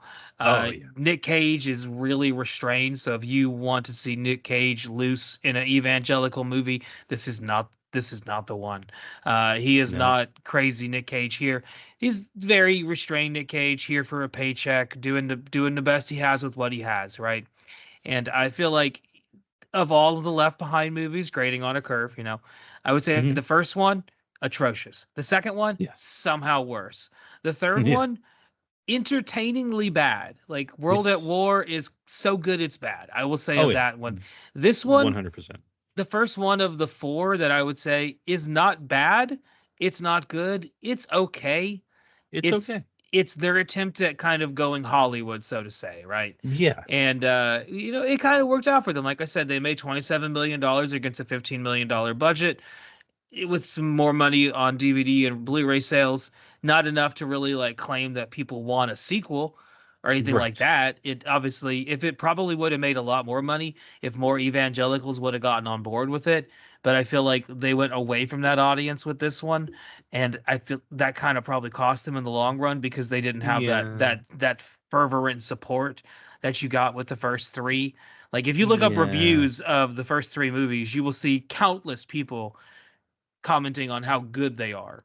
Mm-hmm. And all of them, virtually none of them talk about the actual quality of the movie. It's all just about the message of the whole Yes. thing. This one you see a lot less of that. You see a Oh lot less yeah. people clamoring for the message and a lot more people just kind of saying of how bad the movie is in general. And it's not good. Yeah. It's not Nicolas Cage's best Mm, movie. It's not even no. the best of his bad movies. I No, would no. say it's a strong if we don't normally give scores, but if I had to give it a score, I would say like a 3 out of 10. Yeah. It's okay. It's okay. It's It's fine. I won't watch it the again, but it was a I didn't bold hate move. watching it. No. No, I Yeah. didn't, especially not for what Yeah. we've been doing. Um it was a bold move of them to move away from an evangelical message because they had to have known, or maybe they didn't. Maybe Hmm. they thought it would, get a more casual audience. I think But that was the there was goal. just it's just never. I just don't think it was ever going to happen, though. You No, know. no, no, no, no. I think you have some problems with the naming. As soon as people see Left Behind, they're going to immediately Yeah. be like, "Oh, they're making." Yeah, I don't want to watch that. They Yeah. kind No. of know that the die has been cast that those movies are not particularly Exactly. Yeah. good. The first three kind of have a reputation as being kind of shitty and of Yeah. very low quality because that's Yep. kind of what And they reek of. yep. They're basically like church videos or Yeah. something. You know. And speaking of low quality, let's talk about the fifth Left Behind movie. Oh. Oh, Left Behind, Rise of the Antichrist, the second of our Uh, evangelical sci-fi double feature tonight. Meatloaf this. would be oh so proud. Oh Lord. Coming out in 2023 with the same Uh, writer, same exact writers as before, Paul Lalonde and the other guy, adding on a female writer here, Jessica Parker, who has huh. only ever written this and this alone. No. I guess they needed more female input to get those female I. characters really developed. That happens. So this movie, before we get into the rise, we talked about the rise. Before we Uh. get into the directors, into the cast, the main thing to know about this movie is that it was rewritten. So this movie was originally written in 2017 to coincide with about 3 years after the first Left Behind came out, the Mm-hmm. remake, right? Because this was supposed to follow that one. All of the cast had agreed to come back and do multiple movies, with the exception of Nicolas Cage. But Mm. they probably could have gotten him back. He needed the money. Let's just be Yeah. Really. honest. Oh. Um, so they could have if they would have worked out the details then. They did not. The funding fell apart. They tried to get an Indiegogo for this movie, and the Huh. idea was to raise like $500,000. It raised Oh. nowhere near that. Oh I yeah. think No like way. 18,000, 80, something with something like that. Nowhere near the $500,000 figure they were hopeful for. So the funding fell through, and instead they had to go a different route, and that route took about 10 more years to develop because this one does not come out until 2023, and Uh. it was rewritten uh, in 2021, and you can definitely tell why, because the Uh. writers of this movie had some strong feelings about COVID, because just Oh, it about was. everything in this movie, it has to do with COVID. The basic It's premise of this just. movie is let's take the rapture and let's pretend that what recently happened with COVID is so similar to it, and just like Uh. force all these things into this movie. Uh This movie. It was the only one of the entire five movies I yeah, wanted to turn off in 10 minutes. it is the worst of all five of them. It is It is so. insultingly bad. It's not I even so was good it's bad. It's just so no. bad it pisses you off. You're just at the I end was of it, you so just want to flip mad. the movie off and be like, "Fuck you, Kevin Sorbo," Let me tell because you this. this is kind of the It. brainchild of Kevin fucking Sorbo. Oh, it was. Oh, it has his. It has him all over it. It has his Hmm. kid in it. It It's. has his wife in it. Oh God. It was. it was like I was eating while I was watching this. I Mhm. had to stop. I was I feel getting sorry for you. sick. Yeah, I was, and like I would rather watch any gory Italian 70s, giallo movie and be just fine with the Mhm. gore and everything. This just made me sick by the content of it. What they're talking about, the stupid right-wing bullshit. It has a lot of that. Yeah, we'll get into that in just a second. God, Oh, there's the so much stupid. buzzwords. There's so much stupid right wing like virtue signaling, and then just a I lot it, of like hypocrisy. Like a lot of like, oh, do you see what the left is doing? And it's like, do you not see that you're doing the exact same fucking thing? I think that's what a lot of this movie is like. It's trying to convey that message of like, see, it's not us, it's them. Um, Exactly. It's yeah, saying it's not us, it's them. They're the ones that are trying to proselytize to you. They're the ones that are trying to sell you an agenda.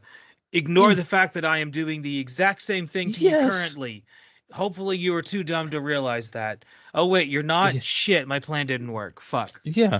And that's And pretty much the movie in a the nutshell. main thing that this movie did succeed at is making Hmm. me excited for the religious messaging. Yeah. And I was like, oh, thank God. Let's So get away from let's, the other shit.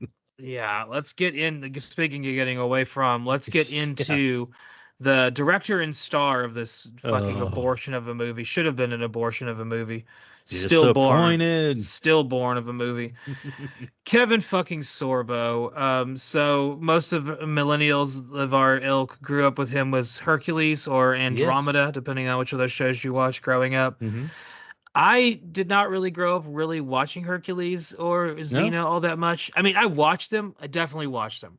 I Oh yeah. watched several episodes of Hercules. But Oh yeah. Hercules is not one of those shows that I have any special affinity for.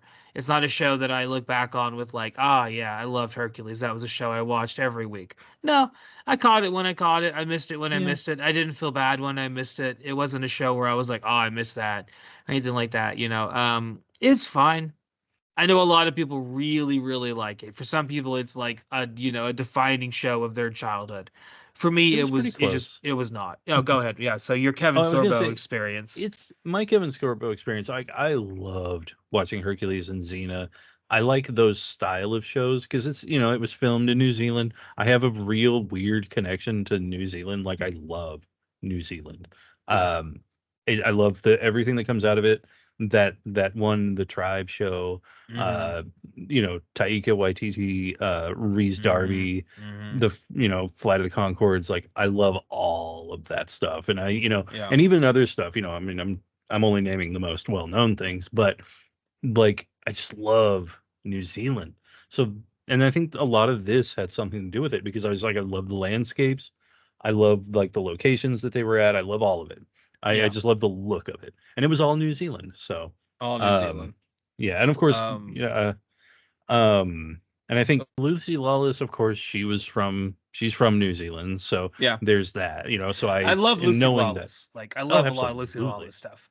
So yeah, so I that's wish Lucy kind Lawless of was in this. That would be great. right. Well, Instead, not. yeah, but Kevin Sorbo, He's a I working have, actor, dude. He's been 13 movies last year. yeah, but 13 movies in 1 year. I don't, after God's Not Dead, I'm Hmm. done with Kevin Sorbo. Like, He has a lot of opinions on a lot of things, and for he's, example, he had a stance on vaccines during COVID. uh, They filmed this movie in Canada after COVID. So what did Kevin Sorbo have to do in order to film this movie? he had to quarantine, I bet. He had to get a Oh, vaccine. he had to get a vaccine. He had to get a vaccine. You can't enter Canada without getting a COVID vaccine. So yeah, he Oh, had to so go much for against his own that. principles to make this movie. Very much reminding of other political people on the right wing. Look at RFK Jr. His stance on vaccines, and then you look at his children. Yeah. They're all vaccinated. It's almost like Yes. he's lying to you. Yeah, he Eh, just wants to, it's almost kill the like poor. That's all. someone's getting paid to say something, and they'll Yes. say it. Speaking of Oh, getting absolutely. paid, Kevin Sorbo, before showing up in Hercules, was also in Cole the Conqueror. And he was also in a bunch of other Hercules Oh TV movies yeah. before the actual Hercules TV show took off. He was in Mm-hmm. like a bunch of like kind of one-offs. And he was also in some like weird serial killer movie back in the 80s called Slaughter of the Innocents. which Oh. is like a really weird horror slasher movie. Check that one out if you Hmm. haven't seen that. Kind of hard to Yeah. find. Joining him in this movie is Jonathan, who is kind of an amalgamation of the two banking characters from the first movie. So the Yeah. thing with this movie is it's a sequel to the remake, but it's actually a kind of an amalgamation of all of the other Left Behind movies just kind of put into one because it steals from Yeah. like all of them. Oh, yeah, it does. Basically, all of them get stolen from in some way, shape, or form. So showing up as Jonathan is Neil McDonough, who was in Yellowstone. He's in 20 Yeah. episodes of Arrow. He's a Captain America. He was in the Hitcher remake, Walking Tall remake. It was in Minority Report, Band of Yeah. Brothers. He was in Ravenous. Dude's in a shitload of movies. He is. Probably And of then, all the actors in this movie, the best here, and also does nothing. oh, yeah, Like no. they completely fucking wasted him. I feel like he did this movie but was only on set for maybe a day. And they just Yeah. had to get Yeah. everything filmed all at once because he's in, I think, 4 scenes Yeah. and 3 of them take place in the same building. Actually, I think all of them, other than one, might take place in the exact same building. I think you're right. So I feel like he's definitely a character that they were like, yeah, we got him for one day, so let's just do all the stuff we can. He Yep. also interacts with almost no one else in the movie, like other than the new Buck that we have. And just wait till Oh, we get to God. that piece of shit. Uh, God damn. somehow worse. Yeah, yeah, yeah. Oh God. So the new Nikolai is Bailey Chase, who was in Longmire, Batman versus Superman. He's also been in a shitload of episodes of Criminal Minds, CSI, SVU, As the World Turns, Buffy the Vampire Slayer. The list goes on and on and on. And Um, he's doing his best Kevin Costner yeah, and not he's doing an boring as accent. shit. Yeah, he's boring as shit in this movie. Oh. Compared to the first Nikolai, who's not amazing, but of the first 3 movies, Nikolai is probably the most interesting acting that you see in Oh, it. yeah. Outside of maybe the last one, where we get some interesting choices with Clarence Gilliard, or not Clarence Gilliard, Lou Gossett Jr. Yeah, showing Lou up Gossett. there. Yeah. Yeah, but like if you did a ranking of the Left Behind performances, it would probably go like Lou Gossett Jr., Nicolas Cage, then The maybe the original Nikolai, whichever yeah, actor that was. I forget the guy's I name. forget his name. This guy, Bailey I Chase, I very forgettable. Like I he was like, barely "Oh, is in the that's," movie as well. Barely is in and the I also fucking movie. I kept forgetting that he was supposed to be our Nikolai, you know? Yeah, yeah, yeah. He's Like, barely in this fucking. This movie is not about the Antichrist or about the Bible. It's mostly about Buck. He is pretty eh, much the most oh, important part of the movie, and we'll get to it's him about next. Ugh. it's about a certain message being It is. getting It is. across. And Buck is going to deliver that message. He is Oh, God's tool after all. Buck is played here by Greg Purrow. Did not think I would say this. Worse than Kirk Cameron. worse than I thought the exact same thing. I was like, somehow they made a worse Buck. Yeah. Buck is a giant fucking dick in this movie. Oh, he's The so biggest and asshole you will ever fucking meet. no, just zero charisma. None. Just blank slate of a Mm-mm. face. Like Horrible. I hate to say that about this actor. I don't know anything about him. Uh, Not not interesting. he was in Mean Girls 2. There's that connection to Oh, the last okay. episode. And he was in Big Mama's House 3 or 4 or 5 or 6 or 7 or Big Mama Goes to Space. I'm not sure. One of those. If they haven't done Big Mama Goes to Space, I will fucking spec write the shit out of that. Oh, hell yeah. Somebody pay me and I will get you a Big Mama in space within the weekend. It ain't gonna be good, but Well, I mean, you'll it's be ready to how could start it be? production. Buck's boss, played by Greg here. Buck's boss is played by Steve. Not sorry, Buck's boss is named Steve, played by Corbin Burnson, who is Yeah. maybe the only other like outside of Neil McDonough, the only other kind of like interesting actor to show up here. Yeah. And he does the best he can with what he's got. His whole role is that he's basically like an evil newspaper advertising executive who's just in it for the Yeah. money, and he'll sacrifice ethics for, to bury stories that are against his shareholders' interests. Yeah, It's a very he's yeah. the woke character. This movie He's has it's this, so we'll get to it in a second when we get to the plot, but this movie oh definitely yeah. has an agenda when it comes to what it determines is fake news. Oh, and So they of course they had to say it set your too. mind back to 2021 when they rewrote this disaster of a movie. Uh, So Corbin Burnson has been in a bunch of movies. He was in Major League 1, 2, and mm-hmm, 3. He was also in The Dentist 1 and 2. He was in The Great White Hype, which is a fun time. mm-hmm. Yeah. If you've never seen that one, that's a good Peter Berg, Samuel L. Jackson movie. Yes. He was also in Tales from the Hood and L.A. Law. Those are kind of what he's mostly Mm-hmm. known for.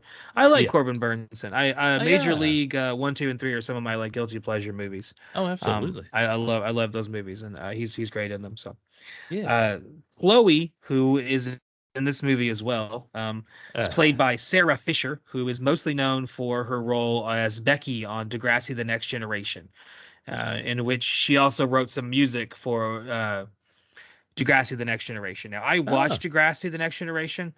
I was more of a JT Emma time period, so Becky came a little bit after my time period. I Yeah. don't know anything about Becky.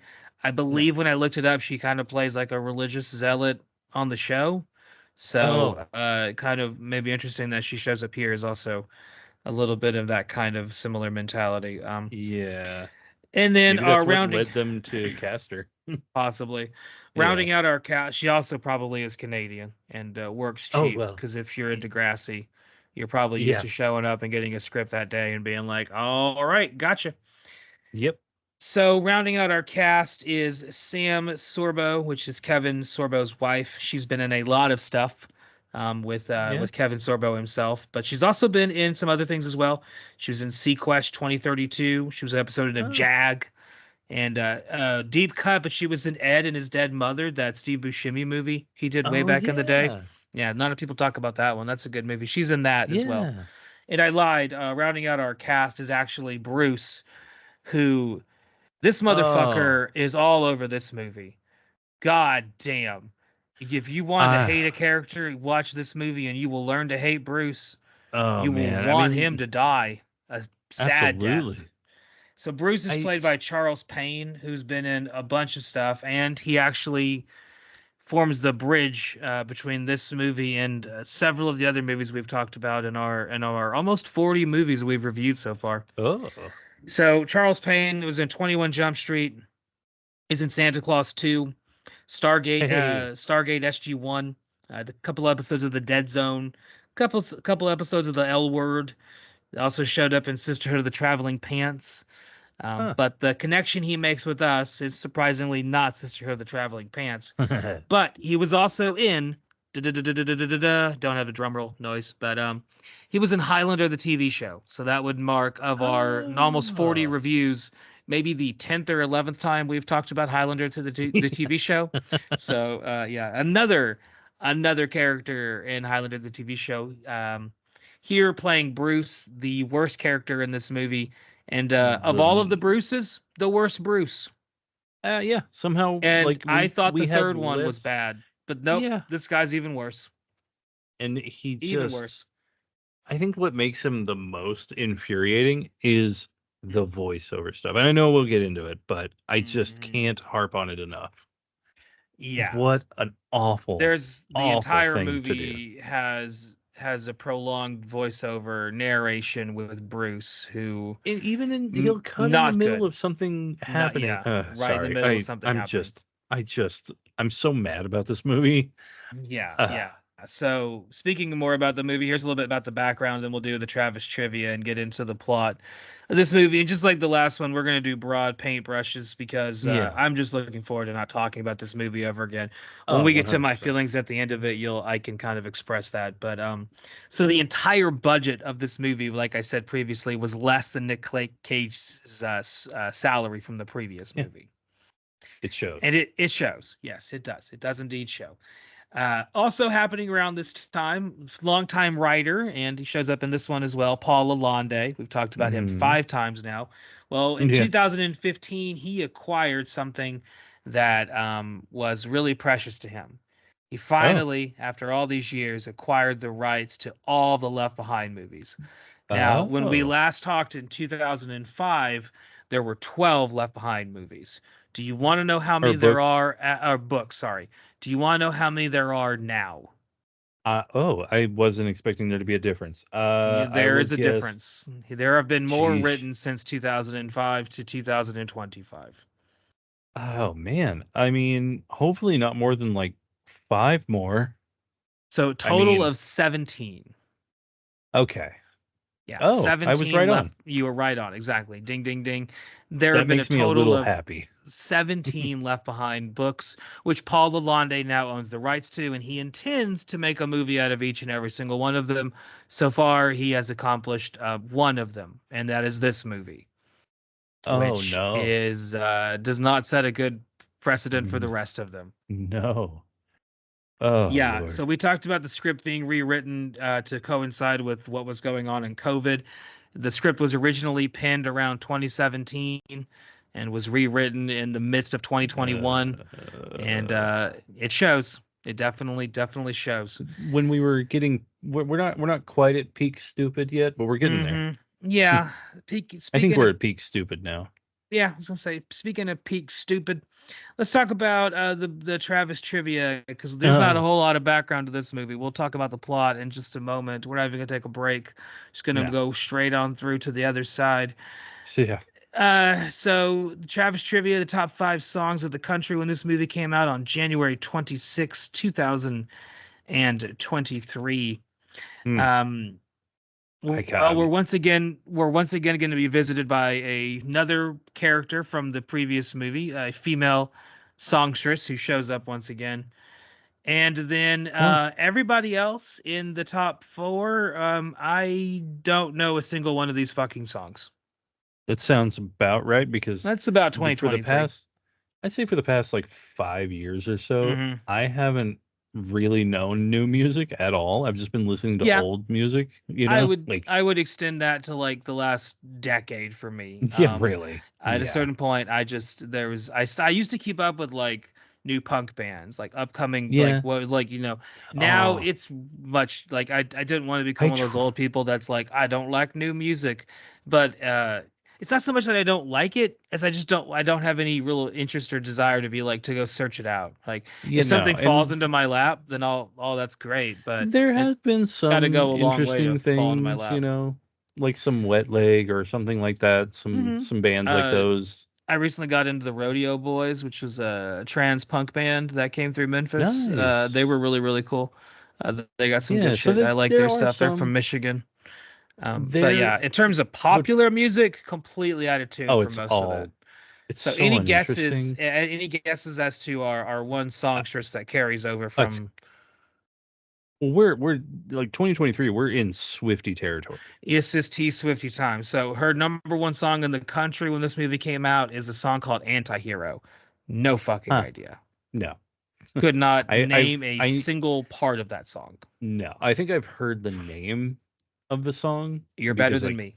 yeah, I was gonna say like that's but I don't know what it sounds like at I all. no, could not tell you. No. Could not tell you. Could not tell you if this is her in her folky phase or her electropop phase, her Yeah. country phase, her I don't know. Yeah. The other ones I'm just going to tell you because I don't think you Please. would ever get these, and I couldn't No. even give you hints because I don't know who any of these fucking people are. Not a one of them. So number 2 is a song called "Kill Bill" by SZA. Okay. I don't know who that is. I think I've heard the name. I I have no idea who couldn't that tell is. you anything Oh about her. well, there it's a her. Okay. Yeah, this is Uh, a her. I do know that. number I'm that much more up all on right. on this. Number 3 is a song called "Unholy" by Sam Smith. Oh, Sam No, Smith. He's a guy no that like idea. dresses weird. That's the Okay, best I that got. that that doesn't describe anything to me. Nope. Number 4 is I think of like a remake of the "I'm Blue" Dabu Dee Babu Da Dabu Dee Babu Da that. Yeah. This is "I'm Good" Blue by David Guetta. Oh, yeah. I've heard Is this that and I is that hate that it. remake? Okay, I was gonna say I think it's just like this Yeah, he's Same like, song, but I'm like good, and I interspliced, feel right? like I'm something, and I do something, and it's like to the tune of Eiffel 65 Yeah, song, yeah, yeah. How which dare you? I liked the Eiffel I 65 song. remember where I was My when I first saw that music video. yes, Like I did a distinct period of my life where that was one of my favorite songs. Unironically, yeah, I was a stupid child, but like circa like 1997, 1996, whenever that song came out, 98, yeah. whatever it was, that was a fucking it was an Oh, okay little song. it was. That song and having a little bit of insomnia as a kid, staying up really, really late, watching late night infomercials, because there used to not be anything else on to watch. You would just No, like put on like infomercials and they would just play infomercials all night long. Miss Or Cleo, Miss or Cleo, or this was the thing that used to happen. I mean, this was still around when I was a kid. You had to stay up pretty late for it to happen, but it still happened where channels would just turn off where there yeah, wouldn't be anything on anymore. That's yeah. the It would just thing that younger be kids are probably like, "What the fuck do you mean?" Like, if you're watching Channel 5 and it's like 3 o'clock in the morning, the channel just statics. Like, yeah, there's no programming. They don't have anything on, so there's yeah. nothing to watch on that channel. That used to be a problem I would deal with. But one of the things that I would inevitably end up hearing all night long was infomercials for Euro dance mix CDs. Yeah. And I still have this phase in my I still am like I have an affinity for Euro dance trash to Oh, this day. 100%. Like I Oh, yeah. kind of love it. Like Oh, that's just because it's a it's weird great. thing. I'm covered in like punk rock tattoos and you would think that like I would hate that kind of music, but no. I do have an affinity for some Euro dance trash. Oh, yes.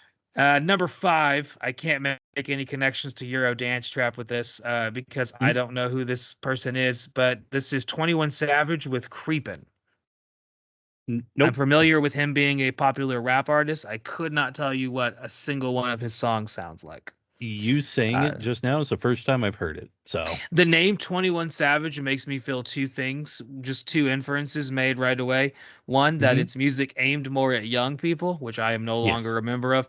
And two, Nope. it's aggressive music. And I don't feel like being aggressive, you know? No. I'm No, just no. yeah, that part of my life is kind of coming past, I right? think I Uh listen to a takes a lot of lot to Jimmy rise to Buffett that. these days. Like, Yeah. Well, I, a lot of Christopher Cross, you know. That's kind exactly. of where I'm Yes. at now. Yeah, a I'm little bit much more more of in a yacht dad rock. rock. Yeah, dad rock, yacht Exact- rock phase. Give me some I Doobie Brothers, right? Like, you know. yeah. And I'm fine with wearing like a flower print Hawaiian shirt. Like, Hmm. go ahead. I'll do it. I wear flip flops all the time, and like, Yeah. I'm that guy now. All right. So we have come to the time. This has Oh normally been where we take god. a break, but since this is our evangelical sci-fi double feature, we're just gonna keep Let's yeah. on trucking, as Stephen Wright would say. Yeah. So we pick up This 6 months after the first movie, and immediately uh the movie starts with the horrible, horrible narration. oh And we get some bad stock footage, and Bruce is gonna just tell us everything.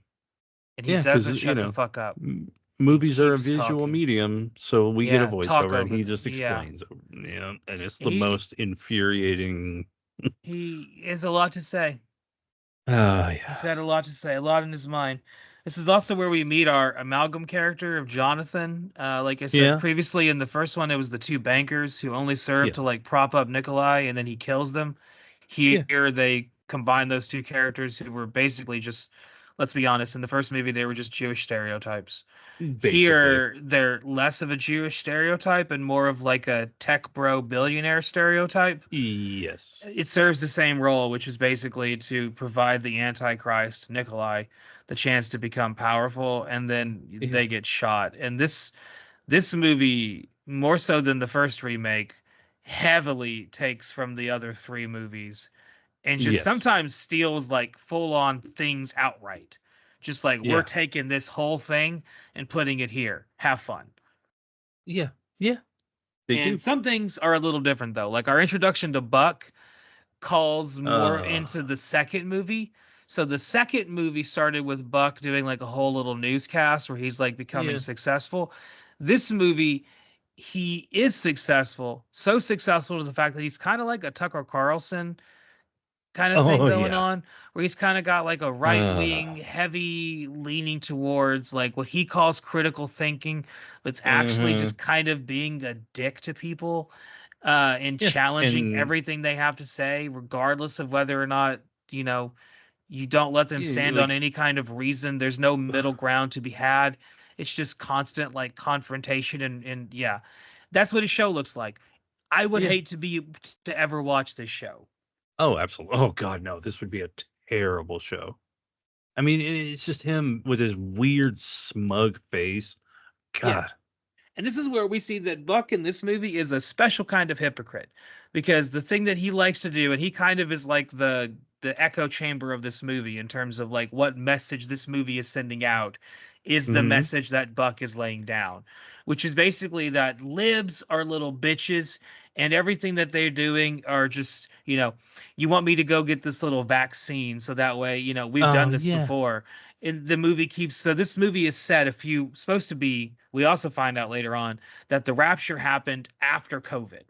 Yeah. So that's been retconned somehow. The Somehow. COVID already happened and we've recovered from that, and then the rapture happened, and so that fucked up Yeah. things even more. So they keep Oh. referencing like all the COVID protocols that were going on at this time, like in terms of putting restrictions on what people could and couldn't do, what they had to do with Yeah. their body, what they weren't able to do with their body, and all of those things like that, right? So They were so oppressed.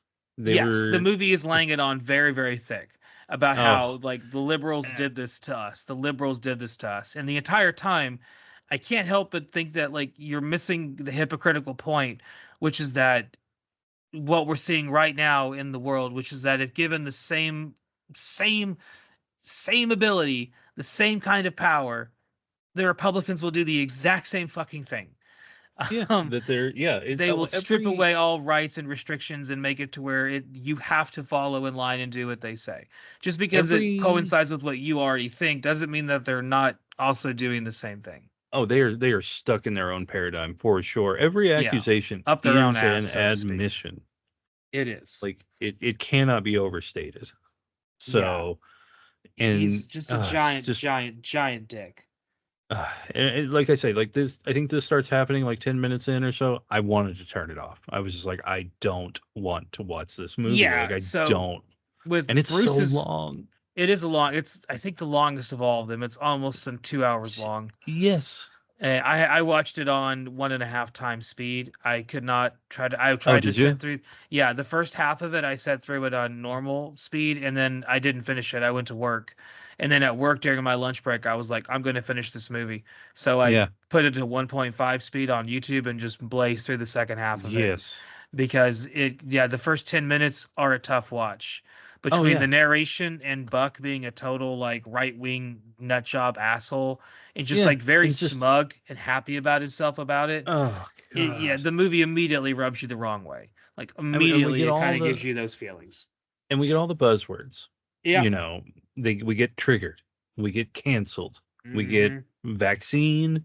We Mm-hmm. get, things like just listen to what the experts say.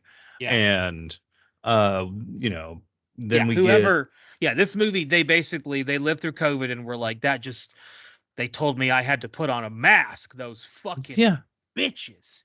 a And thing that is the thing, so, but they're not ever focusing on Trump, who was the person in charge of doing. Anyway, I was just gonna go down a fucking rabbit. It's oh, I always know. like, I, well, it was yeah, the Jewish, it's this, is the Democrat, it's that. I'm like, who was in charge of this? I'm like, well, the goddamn Democrats were running the White House. I'm like, no, the no. president was Trump, and he was the most powerful president in the history of the fucking world at the time. Yeah, The president he now is was, Donald Trump, and he's the most powerful president in the history of the fucking world right now, oh, God. historically. Well, Like he's got more yeah, powers because, than any president ever before him. When he and was more in than any office last time, should. he had more powers than ever before him. When Biden was in office, he had more powers than any president ever before him. Yeah. This is not like this is not like a saying that like Trump and is any specifically better than Biden. I didn't really like Biden as a president. To be honest with you, I thought he did a I mean, pretty he did. fucking I shitty mean, job. there There was were some some things things that he, were good. There were some horrible yeah. things that he did as well. Oh, This is absolutely. Like, both sides are anyway. Go down a whole rabbit hole here. Speaking of rabbit you're right. holes, Chloe is Yeah. falling down a rabbit hole and she's having nightmares.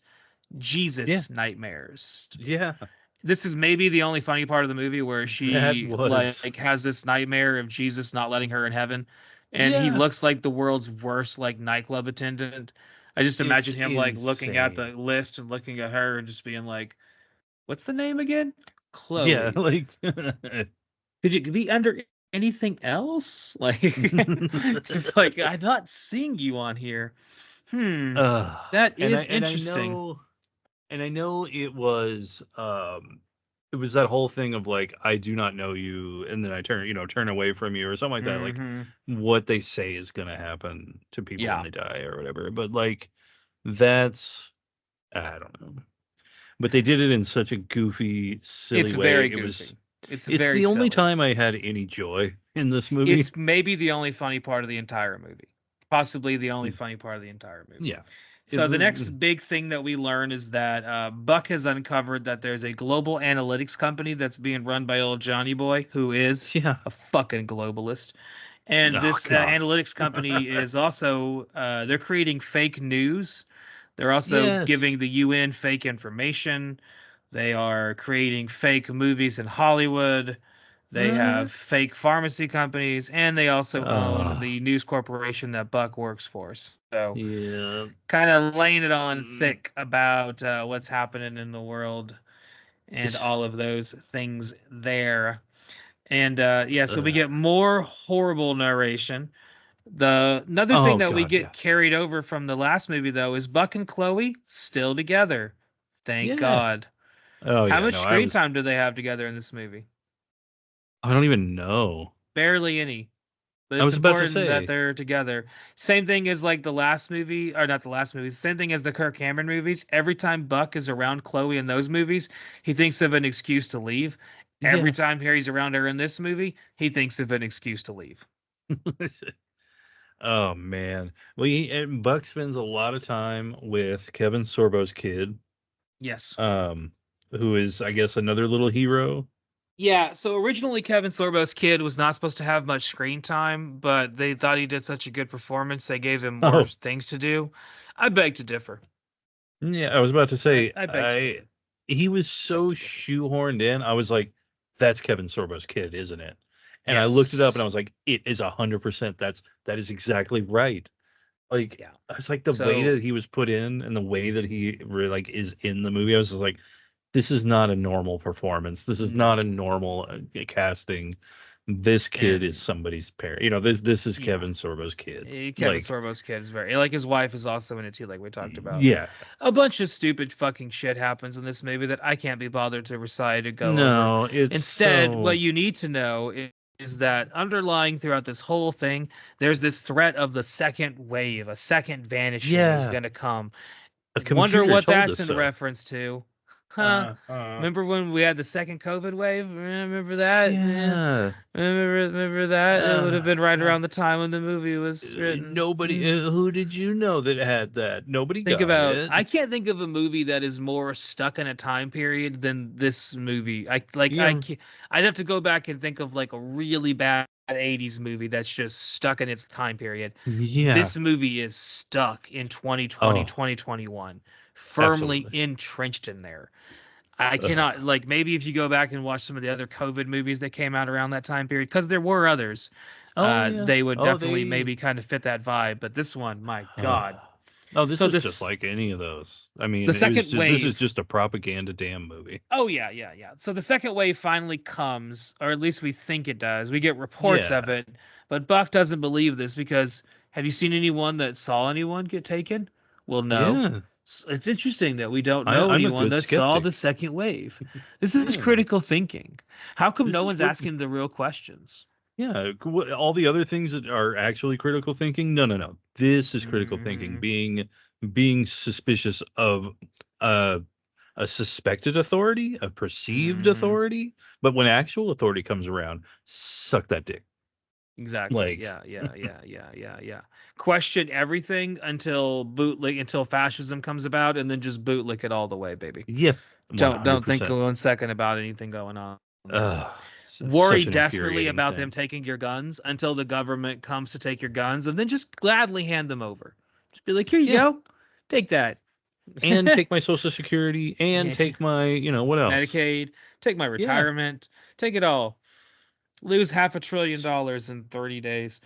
Anyway, Uh, so Buck thinks that new tech is behind all this, that this is yeah. what's going on, that and we learned this over a panel where everyone's kind of giving all their ideas, and Buck is calling into question the rapture. Like he doesn't believe that at first. So Right. this is also like a different thing here because the movie picks up where the first movie left off, but Ray is no longer like kind of firmly believing his wife was right. He still has some Yeah. doubts. Um, Yeah. Chloe doesn't ever mention the suicide attempt or anything like that. No. Doesn't seem to be having any issues there other than her Jesus nightmares. But Yeah. she kind of seemed to accept. I don't know. This movie is Yeah. really fucking confusing and really doesn't need to be at all. No. The next big thing No. that happens is Johnny boy, good old John. He gives Uh, a speech to the UN where he basically describes what they need to do, which is come together and make a global currency. Just yeah. so happens I control the global currency. What do you know? Mm-hmm. So everyone's going to use this app called like Eden Cash, which is kind of like the only interesting thing this movie presents that's different Yeah. is that now, we're set into 2020, so everyone has like Cash App or things like that, right? So like this is the only way to pay right now, and if you don't follow the rules, your social credit score will go down and you won't be allowed to have access to food is basically the premise of the whole movie is kind of angling Yeah. towards that this app, if it's allowed to happen, is going to make it to where people are going to start to starve to death because they won't have a mark or in this case an app that allows Yeah. them to have access to a food. And this is pulling somewhat from the Bible and kind of perverting it into technology a little bit to Yeah. make it fit your kind of techno babble evangelical message, but what Am I have you. wrong if I say, does the Bible say something about, and I never really got much into Revelations ever. It just didn't interest me for some Yeah. reason. Um, the the mark. Did they say it was going to Hmm. be on the forehead, or was I it think somewhere they else? said like hand or the forehead. Yeah, something like Well, that. can I just tell you, what is it that a lot of these right wingers, these cult people, what is it they wear on their head? They wear a hat, and what is it that's on there? It says. Anyway, that's a mark It's on the forehead, let's say. this is rabbit season. Oh God, yeah. So this movie loves exposition. Oh Anytime god. anybody is talking, they are going to drop a shitload of exposition. They might as well begin every conversation with, well, as you know, I'm a successful, and they just tell you Uh, more about their life and about what's going on and why they're doing what they're doing because no characters in the world would really act like this or behave no. like these people do. And this is quite a departure from the Nicolas Cage movie. It seemed like Yes. maybe we were going somewhere a little bit decent, and Yeah. the sequel is right back to just a shit sandwich. Oh yeah. Oh Just yeah. bad, bad, bad. So eventually, after some deliberation, Ray, Kevin Sorbo here, he finds his way to church. And this is where we finally meet our pastor, our narrator in person. And what does Bruce decide to help him with? He decides to help him by having a little Bible study. Oh yeah. And what does he give him? Some product placement. So what did they decide to do? They're going to watch the Left Behind video series. Yep. Yep, that's it. And that's what we Yeah, watch. They just sit down and they watch the Left Behind video series. that's it. That. Some product placement for you. Yep. Well, this is It is. happening. Chloe gets mugged and verbally assaulted while her dad tries to talk to her more and more about the, Bible prophecy. I also love that he like Googles like Bible prophecy and can find nothing. So like they've scrubbed revelations from the internet. Yeah. The Antichrist has spent the time to be like, oh, by Uh. the way, the book that's maybe the most popular book in the history of the entire human consciousness. Try to remove that from the internet. Yeah. Oh wait, what about the people that have a copy of it in their house? Oh no, that they won't think to look there. or hotel rooms, or or what hotel else? room. Yeah, like fucking Kevin is sitting there struggling to find a copy of the Bible and finally finds one on an app and is like, "Thank God." Just fucking go to abandoned hotel room. I'm sure the Yeah. fucking Gideon's got a shitload of copies. Oh, Like they're fine with absolutely. it. Steal it. That's what we used to do all the time. Shit, Yeah. most of the time I go to a hotel, I still steal the Bible. Because why Do you? not? Why Yeah. not? Like it's Make it a there. little less. Make it a little more If you're pleasant going for to the next steal person. something, I mean, so I was always, this is not the way I was raised, but like a mantra I live my life by, is you don't lend someone a book. You give someone a book, right? Right. This is a book. You take it. I don't want it back. It's this, I had an experience with it. You take it and, we can talk about it. Share this. Yeah. So yeah, if you leave me a Bible, fuck yeah, I'm stealing the Bible. Why not? Yeah. I've got like 4 Bibles around this house. Yeah. Not I even think with I this only. person. Just got a couple Bibles sitting around. I've got a study Bible, like a full on like textbook. Like. I have my great grandmother's really really old Bible that she has, Mm, which is like a leather yes. bound one that's like it's falling apart unfortunately, so it's not really Yeah. usable anymore. But yeah, it's one of the only items that I took when my grandmother died was her mother's Bible that she still had around. I was like, I want that, so I Yes. took her old Bible just because like when I was growing up, going to church a lot. After church, we would always talk about what the preacher said while we were Yeah. about to go to Luby's or IHOP, and Nice. sometimes Furs. And my Ooh. grandmother always read from that little Bible, so kind of got a soft space in my Yeah. heart. Speaking Well, I about a mean, soft because. space in my heart, we get a visit from Hattie, who has once again been recast, Yep. and she meets up with Ray, and she now sees that Ray has been saved, and Yeah. that's it. She's happy for Ray, and she leaves. And Yeah. I guess it's She's nice got that her new God is job at the RN. she's Or got at her new RN. job at the United UN. Nations. Yeah, yeah. She's I gonna said go work at the RN. United Nations. She's gonna go work with Nikolai. So that's the same from the previous movie, This right? this This new guy from literally Romania. happened. Yeah, this literally happened in the first movie. Hattie Yep. goes and works for him for some reason. Yep. Some reason. They don't really ever explain it other than it fits the plot device that she just got this job at the United Nations. Don't most flight attendants go on to be like dignitary assistants? Yes. Yeah, I Is that mean, not what happens? I mean, I'm not trying to that's the undermine their progression, right? skills, but I don't know if that's true. Yeah, it's really nice that God validates parking. Just gonna say that. Like Oh yeah. the whole saving system, that's cool. That's Yeah. nice of him. Is God like an old PS2? Does he only have so many save slots he can save in? Like, does he have to go and delete some of the ones from previous saves? Like the fuckers from like, Oh, everyone that got saved during, let's say the Middle Ages, during, the yeah. Crusades, are all those people still hanging around in heaven? Yeah, Like, we they were gotta, promised that if they killed yeah, infidels or whatever, kill some they killed. infidels, go to heaven. Yeah, they were Pretty good promised. bunch. So, I mean, so those guys floating around up there, because heaven might be a little overcrowded. That's all I'm saying. Right? yeah, That's all I'm saying. It a might be a lot of little promises overcrowded. have been made. A lot of promises have been made. I find that if I went to heaven, I might just hang out at the back of the room, right? And I don't want to Yeah, be that it's guy. Anyway, so we finally, and I mean finally, meet Nikolai. After all this yeah, time of talking about him briefly, we finally yeah. meet the actual character, and he's barely in this movie. A complete Oh, difference from the first one, where he is yeah. all over Left Behind 1, 2, and 3, and Oh, yeah. eventually becomes like the main character of Left Behind 2 and 3, Yeah. especially Left Behind 3. Like with that Oh, movie, yeah. you can pretty much remove Buck as a character in that movie, and the movie would be fine Yeah. Oh, without him. It works without him. 100%. But yeah, yeah. So that's a little different here that we get that. But the big smoking gun that Buck is able to uncover is this involving this Project Eden, and he kind of Hmm. keeps interacting with this conspiracy theorist friend. And this is kind of like the Dirk. first Dirk. Yeah, Dirk was in the first one, but he gets killed. In this one, he doesn't get killed. He's still Well, around. So, well, yeah, not right away. not right away. Yeah, towards the end, something does happen to him.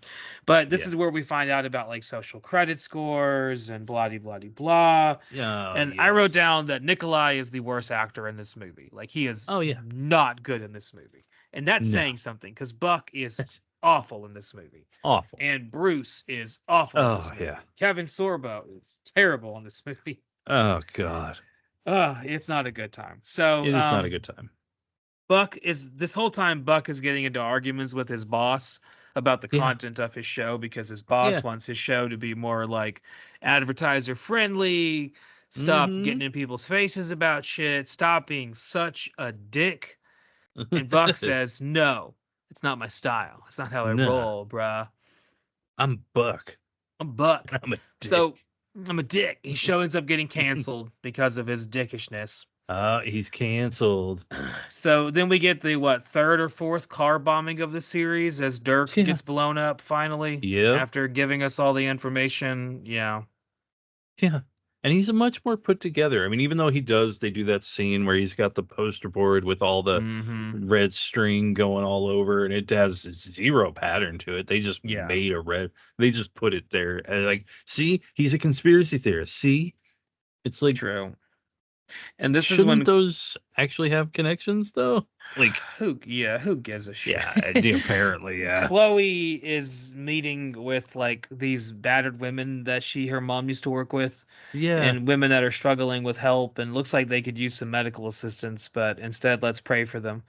And Yeah. so these women want to go to church, one of them specifically, and she hears that Pastor Bruce is at the church, and so she's kind of also forcing Chloe down this spiritual path by basically guilt Yeah. tripping her and reminding her that her mother would kind of hate the woman she's become. That's Yeah. nice. That's a nice thing to throw onto a child Good who's old just lost her mother. manipulation. Yeah, yeah, That's how yeah. you get them in. It's that is how Oh they get them Lord, in. well, yeah, yeah. So Buck is able to recover the laptop, but it gets shot in the meantime. So Yeah. that's it for our action movie scene. And Yeah. Johnny Boy is scheduling a meeting with Nikolai, and they're also going to invite Buck to this meeting as well, because Buck is eventually able to get in touch with Chaim from the first movie as Yeah. well. This movie, barely in the movie at all, plays virtually no important role. No. So once again, they kind of took that character from the first two movies, who played a rather large character, and basically eliminated him completely from the whole story, which is Yeah. not necessarily the worst idea. If you're going to add No. anything on here, you could probably stand to get rid of him. Anyway, we Yeah. get a bunch of like random techno babble, and Yeah. Chloe goes in search of answers. And where does she go to find her answers when she's struggling to accept God in her life? She goes to the graveyard because she's going to Goes dig to up the a grave. body. You're going to dig up a That body. part. It's an interesting choice. Interesting choice. Now how did Buck end up there? She calls him. Oh, is that why? Okay, I was wondering. I Yeah. was like, why is he there? Why? How did this happen? Because I remember, they're forgot. dating. And then he shows up, and then he's there for like 10 seconds. He's like, I gotta go. And then he leaves Yeah, again. it's like all Literally right. Well, every time they're together, he's like, I gotta go. and we get Bruce telling us that this was like he thinks he's Morgan Freeman, I guess. I don't know. But he's like Yeah. this is the part where, she got the proof she needed. This is, so Yeah, now they she's witnessed a miracle convinced. together as they open the coffin. They see the body is gone. So they're like, Because I guess that's going to be a thing too, I guess, that's yeah, written about I all the don't remember that bodies. part in the Bible that all the people It's that a are thing. dead. Oh, is it? Okay, I was gonna Yes. say Yeah. apparently. All the Um, people bodies in the ground. I guess that's going to save a lot of ground. That's going to fuck over the oil industry, though, man. They're going to I was have to about really to work. What about say. all the dinosaurs that accepted Christ into their life? What about all them? Anyway, before Buck goes to the meeting, though, they want him to go in for prayer because they really want him to accept Yes. this By as this point in the truth movie, before he leaves. Yeah. yeah, by this point in the movie, I'm ready for the religious messaging. I'm like, thank you for this. Enough of the other shit. Enough Give of me the the religious stuff. anti-COVID thing. Enough of all that. Yes. Yeah. Yeah. Enough Yeah. of all Right. that. Oh God. So Buck he's such a dick in this movie. He kind of Oh yeah. refuses to take the scripture lesson. Yeah. Eventually he begrudgingly does accept it, only because he notices that the code on the board is the same Yes. code that was in the Project Eden files. And so he Ugh. basically just listens to Bruce lay out some vocabulary terms and is like, "Got it. Cool. Don't give a shit though. I gotta Yeah. go. Don't really Yeah. believe any of this." And they're like, "Well, we gotta pray for that boy. He needs it." And Buck is uh off. the things that end up happening in this movie towards the end. And the ending of this movie is basically the same ending as the first one. Yeah. Buck shows up at the United Nations Council. He's about to give his speech. Before he does so, he realizes what's happening, goes in the Yep. Okay. bathroom. Once he Yep. goes in the bathroom, he finds God, like all men do in the bathroom. That's why we call it a glory hole. After having a religious conversion and finding God in the glory hole, he leaves the bathroom, and this is where we get the ending where Nikolai once again Yes. basically Kills. kills Jonathan's character this time instead of two characters, and Yeah. convinces everyone in the room that he killed himself and a security guard intervened and blah blah blah blah. Yeah. Same Yeah. exact premise as the last one, except Basically, yeah. a little different because the last one ends with Kirk running back to Chloe, and we set up for the second one. Yeah. This one has a little bit of a different ending because they're able to get some of this information out to the public, Yeah. right? And Because so instead of it just Kevin. stopping there, they kind of start to show Nikolai as the true villain that he is to the rest of the world. Mm-hmm. Now you And go ahead. I was gonna say, yeah, because uh Sorbo Jr. is there to see it too, Mm-hmm. and they're able to, I guess, hijack a broadcast, and then Yeah, basically.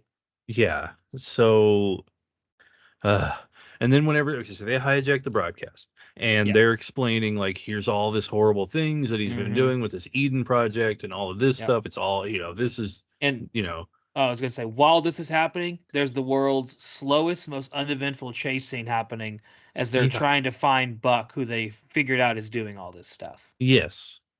And but he has slipped away whenever they get into that room, Mm-hmm. Yes, and sir. he is finds this plane with Yes. Ray and Because Chloe every one of these and fucking movies Bruce. needs a plane. Well, yeah, I mean he's a pilot, so Might as well put you his gotta ass on have a a fucking plane. plane. So then they are just the tribulation forces all together, ready. They've put their hands in tribulation force, and they they summon the plane, but Yeah. like why are they there? When was this established? It's like Ocean's 11 or something where it's like we were Mm-hmm. already there. We already Already had this there. planned. Like, Yeah.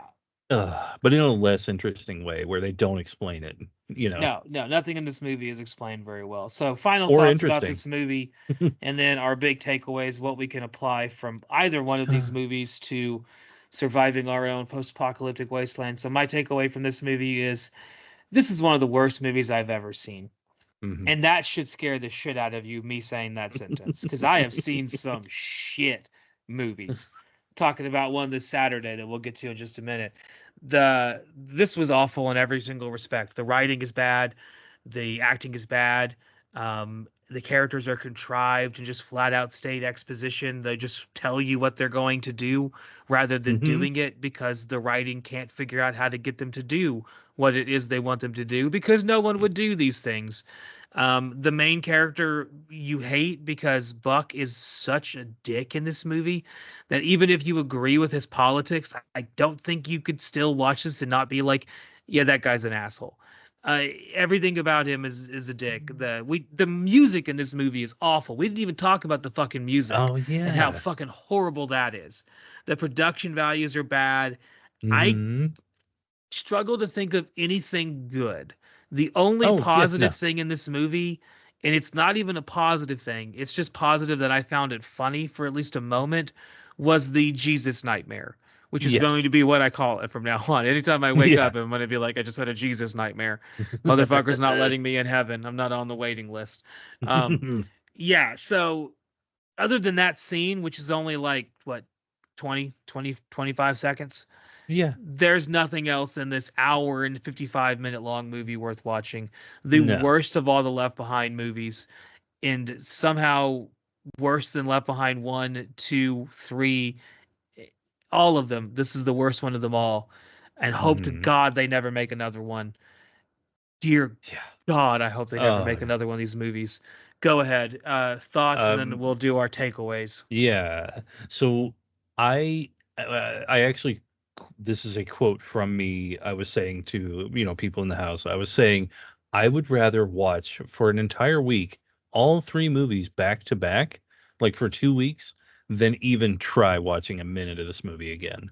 It Like is this bad. movie Oh, it's unbelievable. It's insulting that it exists. It's just an affront. It's just awful. It's just, it's just the kind of message it is so hateful and disgusting. Like genuinely, this is the grossest movie I've ever seen. And I watch gory movies, I watch those giallo movies. Like I love them. But Yeah. this is too much. It was awful. It was hateful. It was nasty. It's disgusting. So, no, there's no redeeming in this movie whatsoever. I mean, yeah, no. No, there's just nothing good to say about it at all. I just Yeah. will say it.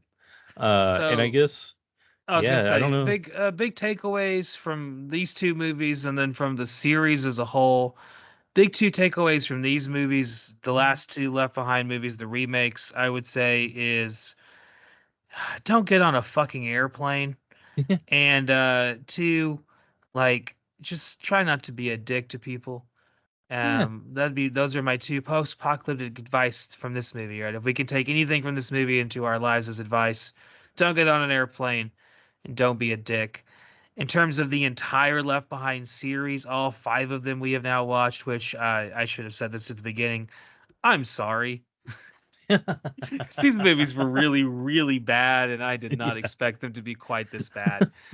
Oh Lord. But big Uh, takeaway from the entire series, I just feel like just honestly kind of disappointed because the Rapture as a story would make for an interesting movie. Like yeah. there's a lot of meat left on this carcass here. And instead, I feel like we just kind of got a bunch of Bible lessons told by people who didn't actually read the Bible and Basically. got political advice from people who don't recognize that they're speaking out of both sides of their asshole. And Hmm. that's the all five of the movies kind of shoved up in a nutshell. What Yeah. are your takeaways before we talk about My next week? my takeaways, honestly, pretty much the same. I will say one of the takeaways really is, um, basically like, if you're looking for God, you'll find him in the bathroom. First of Hmm. all, Oh yeah, he's hanging out. definitely. He's hanging out in the bathroom, just waiting for you. You know. Show me Also, that meat. Show me the meat, God basically, says. there it is. Yeah. And also, and that's just my takeaway from all the movies overall. But from the movie, the Nick Cage one, which is what I'll just call it, um, is if learn to operate heavy machinery because you never know when you're going to have to create a runway That's from an true. abandoned highway or a That is true. construction highway. Learn to So, drive stick. exactly that. I think that would be a good thing to learn for the potential apocalypse. Yeah, yeah. Yeah. I like that takeaway. Yeah. Well, thank you guys for watching. Hopefully you were able to suffer through the Left Behind series with us as we nailed the two last nails in the coffin of this fucking train wreck of a movie. Yes. And we end the month of March as we move away from talking about another series. So we started this year by talking about the Mad Max movies for the January. Then Mhm. we spent the month of February suffering Auntie's wrath, and then Yeah. we got her real true wrath in the month of March as we suffered through Yeah. five really bad movies. When the Nic Cage Left Behind is the good one, that's Yeah. saying something. I So mean, we go into best movie I April. watched all month. We go into That's bad. April and we've decided we're going to do some heavy hitters in April. So some big time movies that we haven't talked about yet. There's actually a lot of big ones that we have not addressed. Some elephants in the room, so to speak. So that's Yeah. kind of our theme for April is some elephants in the room. And so we're gonna have a bonus episode that's gonna come out this weekend that me and our good friend Dominic are gonna do. Travis is not gonna be there for that one this weekend Yeah. though. You got some stuff to take Schedules. care of. Yeah, Yeah. schedules and whatnot. But we're gonna talk about a. I watched it today. Jesus fucking Christ! Maybe the worst movie I've ever seen in my entire life. You missed out on this one. Holy shit! Oh, I might Me and still watch it Dom are on my gonna own. yeah, make it through the Oh, first 7 minutes and get back to me. okay. Me and Dominic from Monster Fun Movie Fun Time Go podcast are going to put our powers together and we're going to look at a movie from that's not that old. I think 2018. It's called Post Apocalypse Commando Shark, and that'll tell you everything you need to know about it right there. And then you and I will get back together again in our first official episode next week, the month of April. And this is an important month for me. This is my anniversary month, the month I got married in Oh 5 years yeah. ago. So I've been married for Oh five wow. years now. So apparently, it's something to do with wood is what I was told this anniversary is, a wooden anniversary, whatever the hell that Okay. means. I Yeah, don't no know. clue. So you and I will come back together for the first week of April to talk about a elephant in the room, a heavy hitter, something we have not yet addressed, a big post-apocalyptic, pre-apocalyptic movie, and that is going to be, drum roll please. I can't do a drum roll on here, I I don't think. can't do Maybe it. it's Yeah, picking no. it up. I don't know. Independence Day. Oh, Yeah, we're gonna get we're gonna welcome to Earth. Welcome to Earth, bitch. Yeah, we're gonna get Welcome to Earth by Will Smith and Jeff Goldblum as we look at a '90s classic, a Oh movie yeah. that almost every millennial I've ever met has seen, and we're gonna revisit it and look at the good, the bad, and the ugly when it comes to the Independence Day and how eventually it led to a sequel that maybe one day we'll watch. And Maybe. it's not very good. And everything involving Will Smith and how this movie came to Yeah. be, it's going to be a fun time. So we'll see you guys Yeah. next week as we talk about Independence Day. See you guys then. Take it easy.